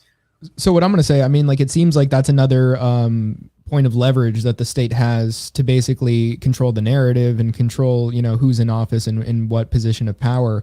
So, I mean, it just kind of goes hand in hand with that. Like if you were operating in this way in society, wouldn't you want your election system to be run this way? Like, why would it make sense to say like, okay, well, we actually will let the voters choose which one's going to come in? Yeah, why would it be a function independent from the rest of the organization? Right. That would be like if you apply this reasoning to any other firm that has like an internal like organization model that it clearly has to operate around. Like this is a good actually this is a good rhetorical technique if you want to try to demonstrate this to someone else without them perceiving any sort of investment in the point that you're making. Just apply this reasoning to an organization like Walmart or like some firm just within the white market. Trying to characterize the FEC as independent from the rest of the organization would be like trying to characterize the local management of a Walmart in Baton Rouge as an independent organization from the upper management in corporate headquarters. So Garen said, I think that would be another helpful layer of analysis would be to find out specifically what role every actor in the state plays and who controls who.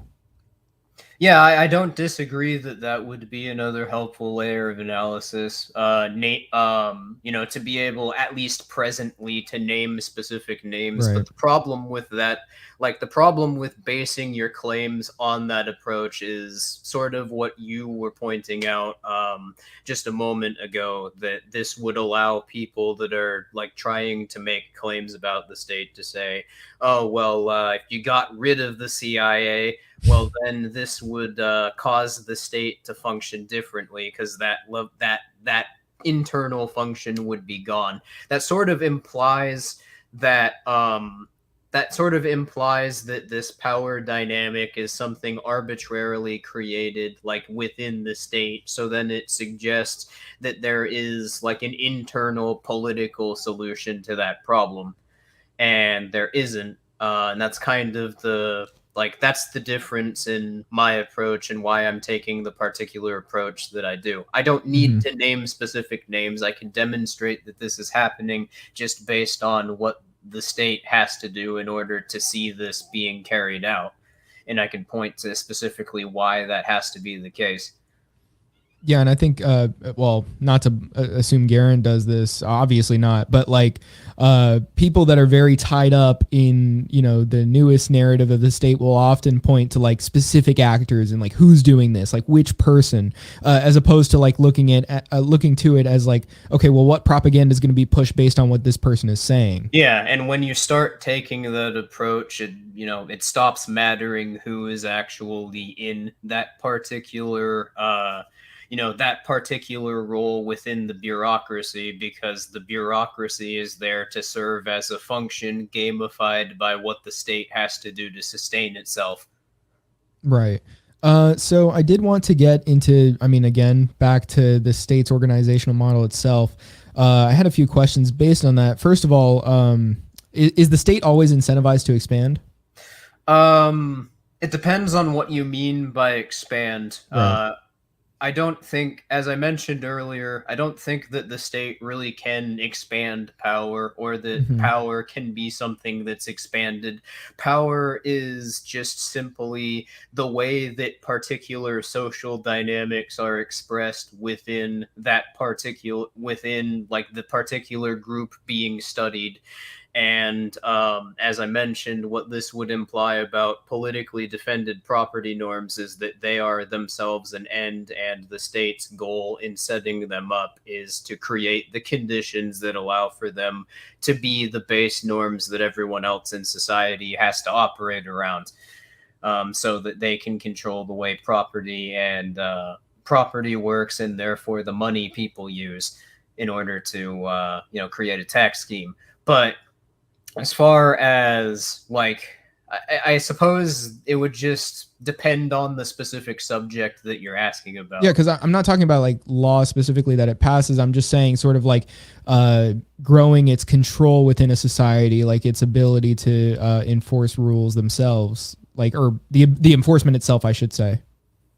Well, in the sense of, well, I would disagree that counts as the state's influence expanding. I'm not necessarily saying influence. I'm just saying like, expand, like in the sense of like, I mean, I guess, whatever you would characterize what I'm saying as, I guess, if you want to change the term. That in and of itself, what that even means is going to be determined by what you consider the nature of the relationship between society and the state to be. And in the sense that, the only sense in which I think it even is meaningful to say that the state's influence does expand or retract would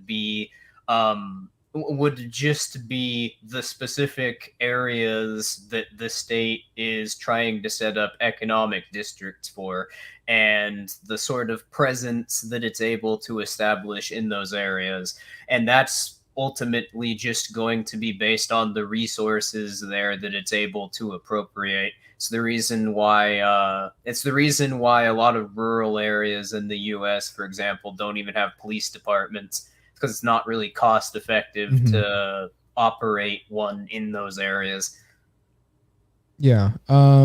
So I had this question. I sent it to you prior, so you know what it is. But when I say this, I just kind of want, it's not necessarily like a direct thing. I'll just ask the question, like, what would be the end goal of the state? So I say end goal, like in quotes, like, what is it? What is its goal? Well, I've said this a couple times in the stream, and I'm not, I mentioned before we started that just in establishing like the methodology, like libertarianism as a methodology, that we would end up like answering the same Yeah. answer would be given for a lot of these questions, but to the extent which it matters for any particular state as an organization, the interest of any particular state, well, it's not really capitulating to the market, because states create these because within political economies, and that's an important distinction to make. It's which actors are operating within politically established norms, or which ones are trying to operate without that, operate around them. It's going to change their relationship to the state drastically in and of itself. Um, but no, the end of the state is just to establish politically defined property norms as the specific, like as specifically the norms that everyone, like, that become the dominant basis for claiming resources or Yeah. accessing resources in that society. It doesn't really matter whether or not you have a like a capitalist political economy, Soviet model. It's ultimately this is going to be at the root of all of them, and which particular internal market is defended by the state is just going to be determined by what it has to do in order to maintain those particular political dynamics in the societies it's trying to control. And this is a big part of what's missing in, well, not a big part, there's a lot of problems with Marxist class theory, but one of the biggest problems is that it treats it treats class as though it's just an inherent form that is present in in society, and it treats the state as though the state is just is like a tool to be expressed by those particular classes that emerge organically out of society. So it sort of implicitly pushes the Socratic Paulist model of how to understand social norms.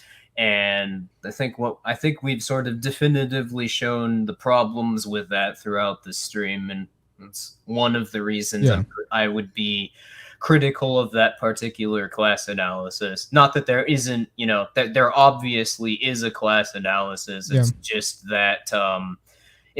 that the defining feature of that class is the state establishing itself, because Right. that is what allows for that's what allows for this set of imposed incentives onto everyone outside of the state to even exist. Right. I did want to get into one more area of this, and to ask sort of like, I mean, I get, the whole thing of like subverting the state in the first place. And I'm not trying to repeat anything here. I'm actually asking when I say, how can states be prevented from forming? This is almost like, if the state has already fallen, what means are there to prevent it from re-arising, rather than just subverting it in the first place when it has already arisen? Well, when you understand fundamentally the nature of the nature of the state, what becomes immediately obvious is that the state is something that can continue to exist as long as everything that would be required to engineer proprietary social dynamics is still available. Because you need to be because as long as that's possible, it will be possible to establish a reserve bank. Mm-hmm. And as long as it's possible to establish a reserve bank, this sort of conspiracy can happen again between reserve banks and militia firms, and just like that, you have politically defined norms on property. So what you have to do fundamentally, if you want to make it so the state can't function in that particular society is you have to make it so it's not, you have to make it so the things that would like drive people to associate with proprietary third parties are either no longer internally sustainable because like there's some problem with trying to set up a proprietary organization in and of itself. Say, for example, you create something that causes information problems within management hierarchies. A perfect example would be, bots that use GPT. If you have bots running, or if you have bots running around the internet, making orders, giving, customer feedback, quote unquote, in response to social media posts, internal management has no way of knowing whether or not these are real customers or real people, or just scripts created by bots, and their internal organization model has to treat them as equivalent. Mm-hmm. So, could But you kind of lay that out a bit more? Like, how exactly yeah, would that be used yeah, against the hierarchy of business itself? well, I was absolutely planning. I was planning on doing so. Of Well, course.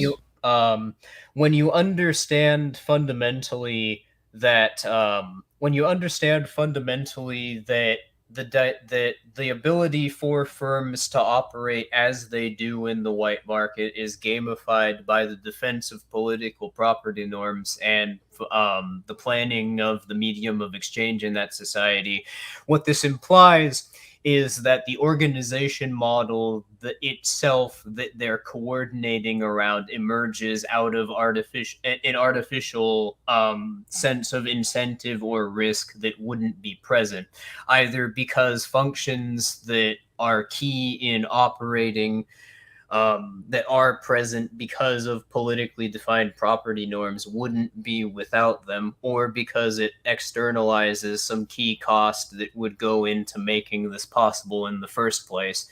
Um, and the thing that you have to understand about like what a proprietary organization itself is it is an organization that is serving as a fundamentally as a third party between the exchanges of two other parties that it's kind of connecting through itself. And you have to ask, based on how we're understanding, how we've understood norms throughout the stream, then what is the reason for people associating with proprietary firms? Because there's a reason that people do, just like they would with any other model of economy that they create, and that is fundamentally the sense of incentive and risk that's present, which is the reason why artificial costs created by defending politically defined property norms is so important. It's essentially the pressure that drives people towards these proprietary firms, because they have to go through these proprietary firms since they're the only firms that they can legally get the resources from that would satisfy these costs on maintaining land or being able to continue obtaining resources that they need to sustain themselves.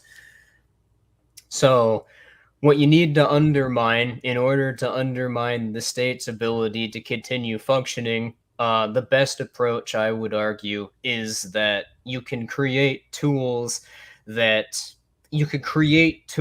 that make it so people aren't driven in response to these artificial costs to proprietary firms, and that makes it less. That makes this that what this does is it means that I'm sorry, I'm probably phrasing this poorly, but what this causes is it causes the state to be to like essentially, if it wants to obtain revenue from people that are operating in the legal economy, it has to do so violently. And it can't just use these soft power methods of controlling people through proprietary firms. Now, what this does is it essentially changes the social dynamics of defending political property norms. Hmm. They're no longer something that organically is present in that society because the state's created like an internal set of incentives that make it essentially interchangeable with sustaining themselves. It's now something that the state can only defend by directly threatening people or pointing guns at them and making them hand over their resources. And that's essentially where this is going. If people like haven't already followed like current trends to their conclusion, already seen a lot of this. Well, what this causes is an organic demand within societies in response for like decentralized techniques or techniques for like evading the state, because the state defending political property norms is then reframed as a risk factor in those economies, because those people simply trying to put food on the table and associate around these new techniques available to them that have made it so they can function without proprietors now have an interest in defending themselves against the state, because the state has been reframed as an antagonist against the organic property norms of that society. Yeah, so you pretty much answered this here as well. Zach took one of the questions I pretty much was going to ask you. He said thoughts on how to ensure the black market doesn't go red. You did talk about that basically a little bit. Filthy Heretic also said the abolition of political rule will lower the costs and risks associated with the tools needed for self-defense. Individuals not wanting to be enslaved will prevent red markets from emerging. Yeah, and I did sort of touch upon that. I did sort of touch upon that earlier. I mean, a big part of like what is referred to as like red markets are actually not like functions of the state, but Mm-hmm. are organization models that themselves can only emerge because the state exists. Mm. The go-to example that people point to would be mafias. Well, how are mafias able to economize around extortion fees if every society had different norms on the way that on the way that property emerged, and there wasn't a sort of uniform price associated with maintaining claims over certain homesteads. You sort of run into the same problem with trying to have a real estate market where, because there aren't politically defined property norms defining homesteads as titles, there can't be a uniform price around how they're traded that would be the same from location to location. So it's not possible to invest resources in trying to create an internal organization model based on treating land in a way which presupposes that these administered prices exist. Yeah. Let's see what we got here. It's not about what people believe within ideology. Sorry, it does not put food on the table. Exactly. When your options are either subversive action or death, one is going to engage in subversive action. But yeah, so, and to clarify what a subversive action is specifically, is an action which is an action which either the practical effects of will be subversive to the function of the state's organization model, or is investing towards developing something or like building something that changes techniques available to people in that society that cause internal incentives that everyone else would have to change in such a way where the consequences of this would be subversive to proprietary organization models. You in effect can practically identify subverting the state with peer-to-peer network organization or anything that would incentivize that or externalize risks associated with doing so.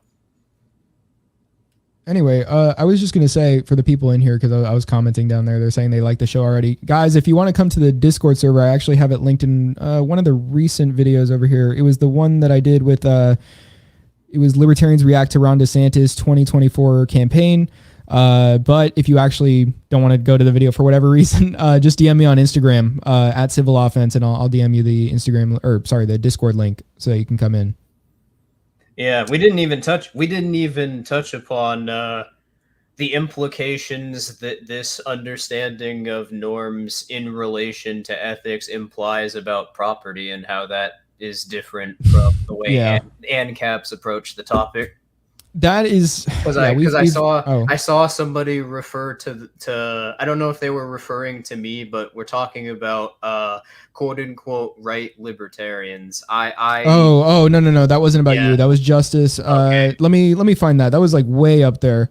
Can you read the exact comment if you have it right now?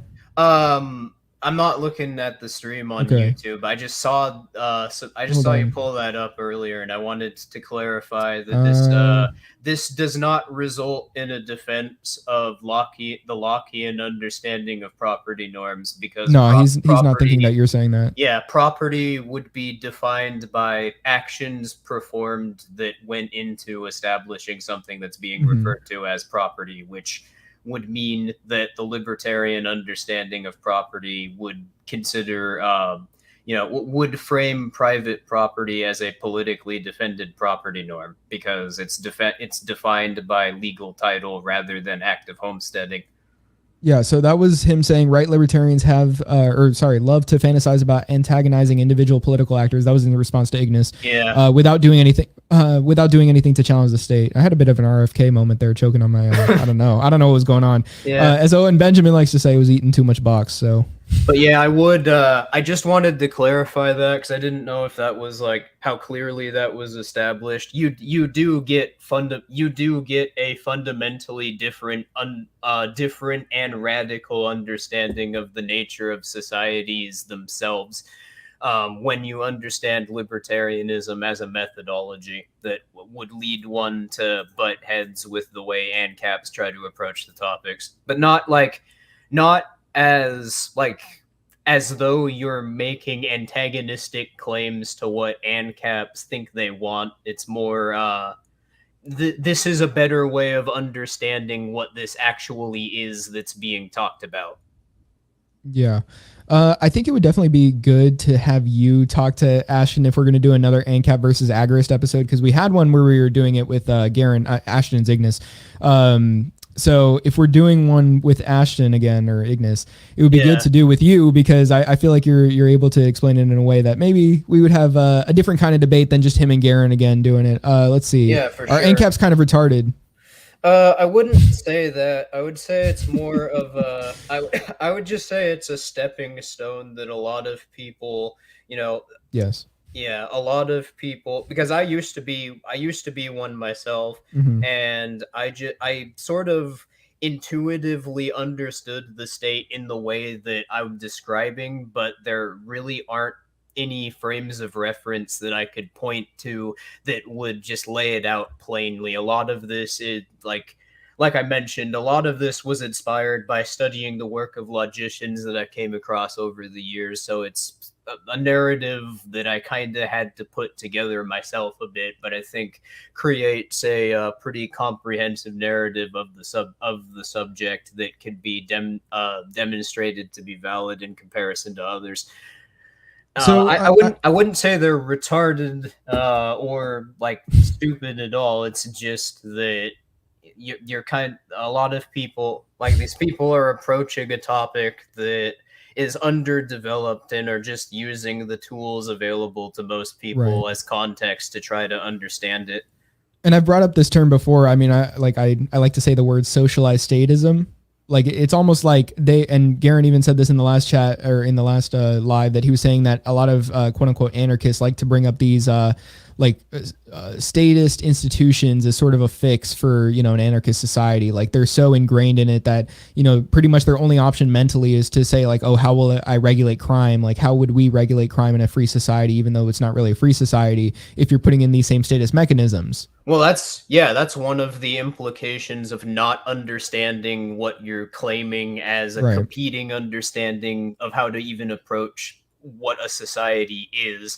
You just end up, because you're making the exact same assumptions that would go into these political narratives about the nature of society, regardless of what you've like internalized as the conclusion you think you're reaching, it's only going to be just an a priori defense of the norms that characterize existing societies. And therefore, the conclusion that you reach, because politics is an end ultimately and not a means, is really just going to be a post hoc defense of political institutions from slightly different phrasing or a slightly different ideological framework.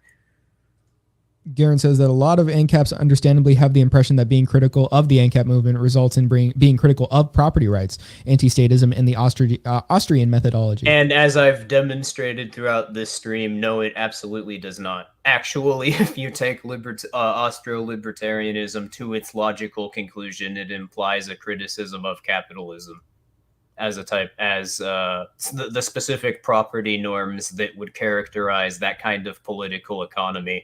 But really all political economies in general. Yeah, there's a lot of ANCOM talk happening in my comments right now, like just a whole discussion between people. I mean, just basically like, so Zach started with like, our ANCOM's an oxymoron, and people were pretty understandably saying like, no, because they're not Marxists if they're actual ANCOMs. I think that the ANCOM movement has sort of the same problem that I was just touching upon with the ANCAP movement. Yeah. In fact, the concept of communism doesn't even really necessarily have connotations to Marxism. There is a concept in liberalism known as equality of authority that kind of emerged out of it emerged out of liberalism, but it's something that early libertarians tried to defend, and it's because their assumptions about the nature of society were based on the Socratic understanding of polis. What a lot of these early thinkers tried to do is they tried to create a principle for like ideologically identifying with the concept of equality of authority. In the same way that ANCAPs have sort of tried to create a principle to band-aid the Lockean assumptions of property norms without a statist framework, that being the non-aggression principle. And what emerged out of trying to turn this into a principle is communism. And based on the fact that,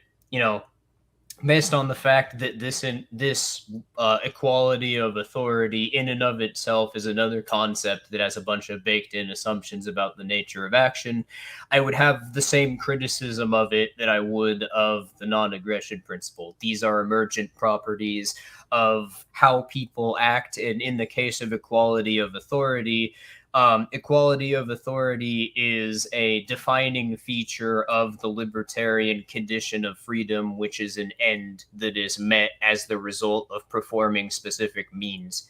So it's not necessarily that I would say it's like, in that sense, hostile to anarchism. It's just trying to treat it as a principle creates some methodological issues. Okay, so we have quite a few different comments that could get into really long discussions about things, but real quick, capitalism is simply voluntary exchange. No, it's a economic system. It's a specific type of political economy where the markets that emerge within it are just based on people exchanging resources they have private titles to with others. But as I spent most of the stream demonstrating, that is neither voluntary or a free exchange. Yeah, and let's see. So whereas many incomes also assume being critical of them means that you're a capitalist shill. It's really Uh, funny that a lot of ANCAPs, glorify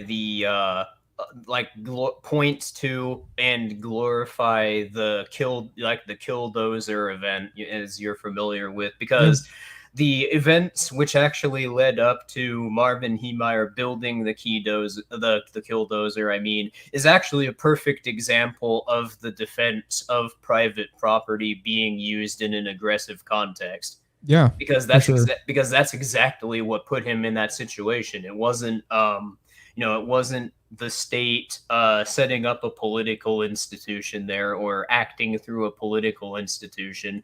It was somebody claiming the unclaimed property, which was the road that led to his Right. mechanic shop. It was somebody requesting the state to set up a property title there, which the state defended, and that effectively starved him and killed his business. And then acting through media to make him look bad. Yeah, and then Let's see, real quick. Zach says, though through the communist society, or yeah, he's basically claiming communism would be stateless.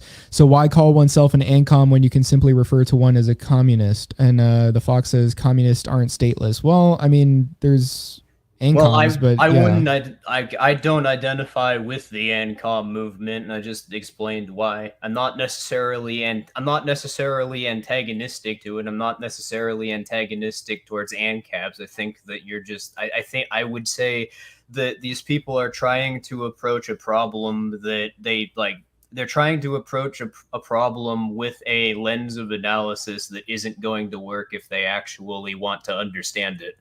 yeah, I mean, and the point being, I don't necessarily think he's saying you're saying that that you are. Just point being here, like he believes what Marx said as far as like, oh, actually, the end of communism or like the end goal is a stateless society, like along with the whole like cashless and all that. Like basically saying like, oh, Marx's ends are actually like valid in what he was saying he wanted. Like obviously that's obviously what he wanted, right? Well, and that's a problem with trying to treat communism as a principle, is not every society is going to have its economic norms expressed in a way that would like incentivize the actors within that economy to engage in mutual aid.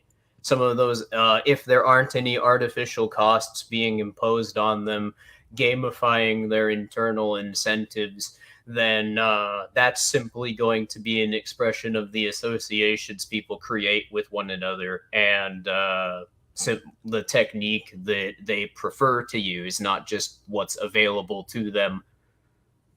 Yeah. So I'm just gonna. Why is Russia collapse trending on Twitter? I don't know.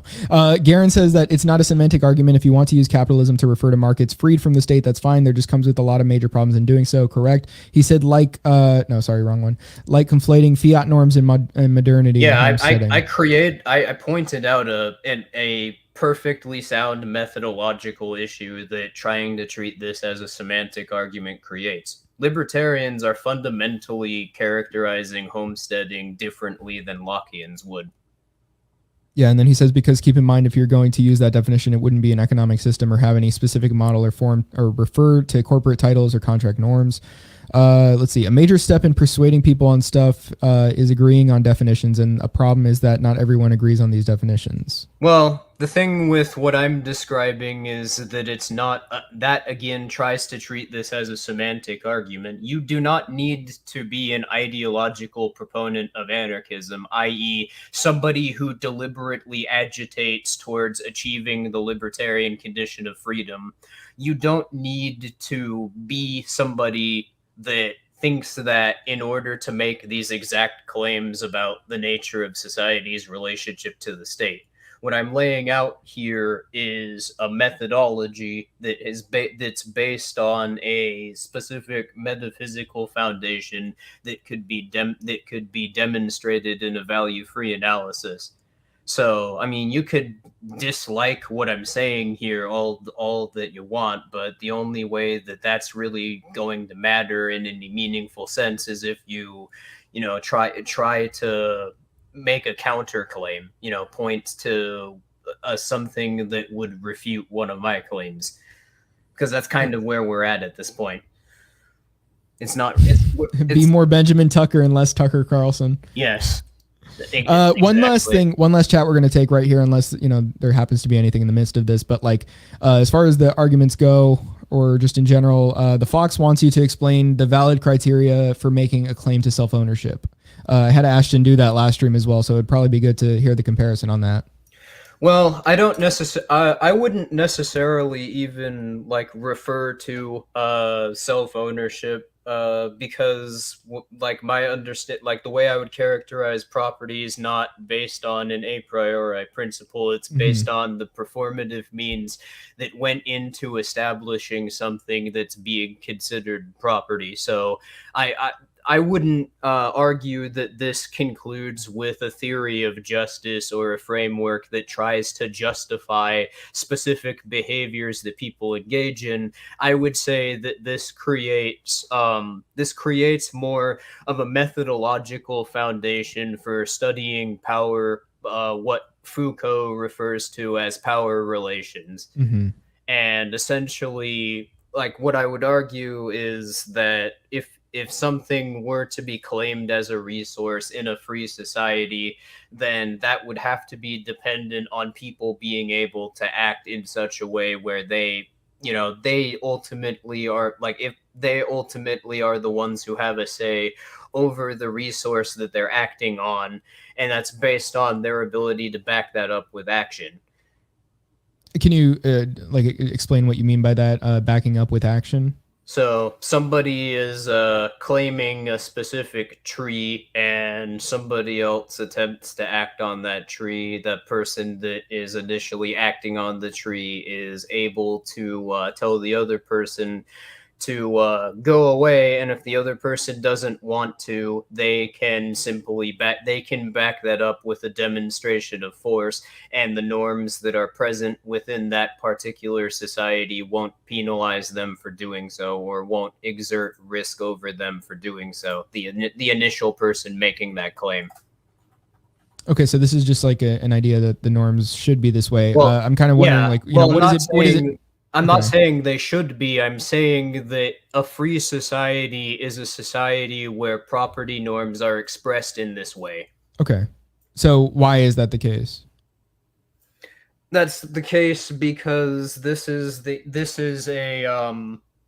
fundamental basis for establishing property that would make any system of trying to define property by title fundamentally impossible. Yeah, I mean, I'd be interested to see you talk that out with Ashton, because I mean, like, there's not too much of a disagreement here in a lot of it. I mean, like, obviously he is more on the Hoppian side of things in a lot of this, but well, my fundamental problem, I mean, I don't think that anybody who is like identifying with the Hoppian movement is a conscious subversive. I think that it's just a lot of people who were looking for answers to these same problems and found Hoppianism because this it happens to be just incidentally the most available resource on a lot of these questions related to libertarianism, and a lot of these quote unquote problems that things like argumentation ethics supposedly provides an answer to aren't even really problems with libertarianism to begin with. They're problems introduced by making assumptions like that societies have their norms defined by policy, by polis, A equals A being the defining basis for what action implies, and so on. Give me that's no police, then you have to tell them to F off or get shot. Yeah, I mean, really, if you want to, if the day that like society becomes free, it's not going to look like everybody agrees that the non-aggression principle is valid. It's going to look like cops trying to come into your neighborhood and every person on the street stands outside with a rifle to stand them down and they drive away and never come back. That's what a free society looks like. No, I mean, I completely agree with that. Let's see. A lot of people have become too comfortable with not defending their property. Well, it's not just that they've become comfortable, it's that the state actively Yeah. threatens them if they do, because the state needs to be the person that defines how property is Right. defended. It needs to be the influence, I should say. Completely agreed on that too. Yeah, but overall, I think we're gonna wrap it up soon. But it's been great having this conversation. Honestly, I Yeah. think you have a lot of great answers for all this stuff. I'm glad to see you return to the YouTube space with this. I mean, it's a pretty good return if I do say so. Yeah. But I'm gonna go ahead and let you just shout out anything you have. I mean, obviously promote your channel and just talk about anything you have upcoming that you want to talk about. Any closing thoughts as well? All right. Yeah, it does seem like that there's a lot more that we could talk about here. I mean, there's a bunch of subjects that I was only really able to lightly touch upon. I only really was able to touch upon them to the point where it would demonstrate their nature in a way that somebody watching could understand. But yeah, I'm Eso, also known as Esoteric Entity, one of the co-hosts for the channel Backalley Philosophy. We're going to be coming back within the next month. There's going to be a new essay we're currently working on, and it's going to be an essay actually that touches upon a lot of what particularly was brought up towards the end of the stream here in much greater detail. And it's going to... just based on some of the questions that it raises, I imagine that it's going to be, I'm hoping at least, it's returning with a bang, so to speak. And we have plans for the Back Alley as a community on Discord that are in the works, but we're gonna want to work towards that by the time around the time the video's up. But yeah, we're back, and We are so back. Yeah, I don't know. I guess I sort of had to. Reevaluate my priorities around how I saw the purpose of making content in and of itself, and I finally am. I finally am putting out content. I would say that would be able to answer a lot of the questions that I personally had. And I imagine a lot of people are going to be able to at least appreciate the perspective I bring to the table going forward. Write the script. Yeah. I'm going to be working on that pretty much as soon as the stream ends. Yeah. All right, cool. Well, I mean, that's pretty much it for today. Again, this has been a great conversation. I'm glad to have had this. Honestly, a lot of the questions I've had, honestly, Garen and I have talked a lot of it through, but it's been really good to talk with you on that. You had something? Sure. Yeah, very quickly. We're also going to be setting up PeerTube and library pages for the Back Alley, and nice. We'll be uploading content there that's not going to be on YouTube, because in this stream, there's a couple of times where we ran into YouTube's terms of service. I mean, we're going to be discussing specific organizational tactics and things that can be designed that are demonstrably subversive to the state, and why once we return. I mean, we've been studying on more than just metaphysics while we've been gone. And that stuff, I can tell you for certain, is not going to be allowed on YouTube. But yeah. Hey, Rumble. Yep. Library and PeerTube for the spicier content, but that's a bit further in the future. Thank you, Blue Shark. I did see you come in. I gave you a viewer role so that you can see the channels. Yeah, so pretty much it. Remember, guys, you can find me at Ahmed Mlih. Well, I mean, if you just search that up, but AHMLIH is my actual handle for me. It's at Civil Offense on all social media. Pretty much just like, comment, subscribe. Remember to do that. And remember, guys, it is not so over, because Civil Offense is the key to winning. Join the Back Alley if you're looking to network P2P. It's going to be a hub. And I mean, It's a type of hub, right? Well, all right, guys. Yeah. Yeah, it's a hub premium, actually. All right. We'll see you guys later. Yep. See you.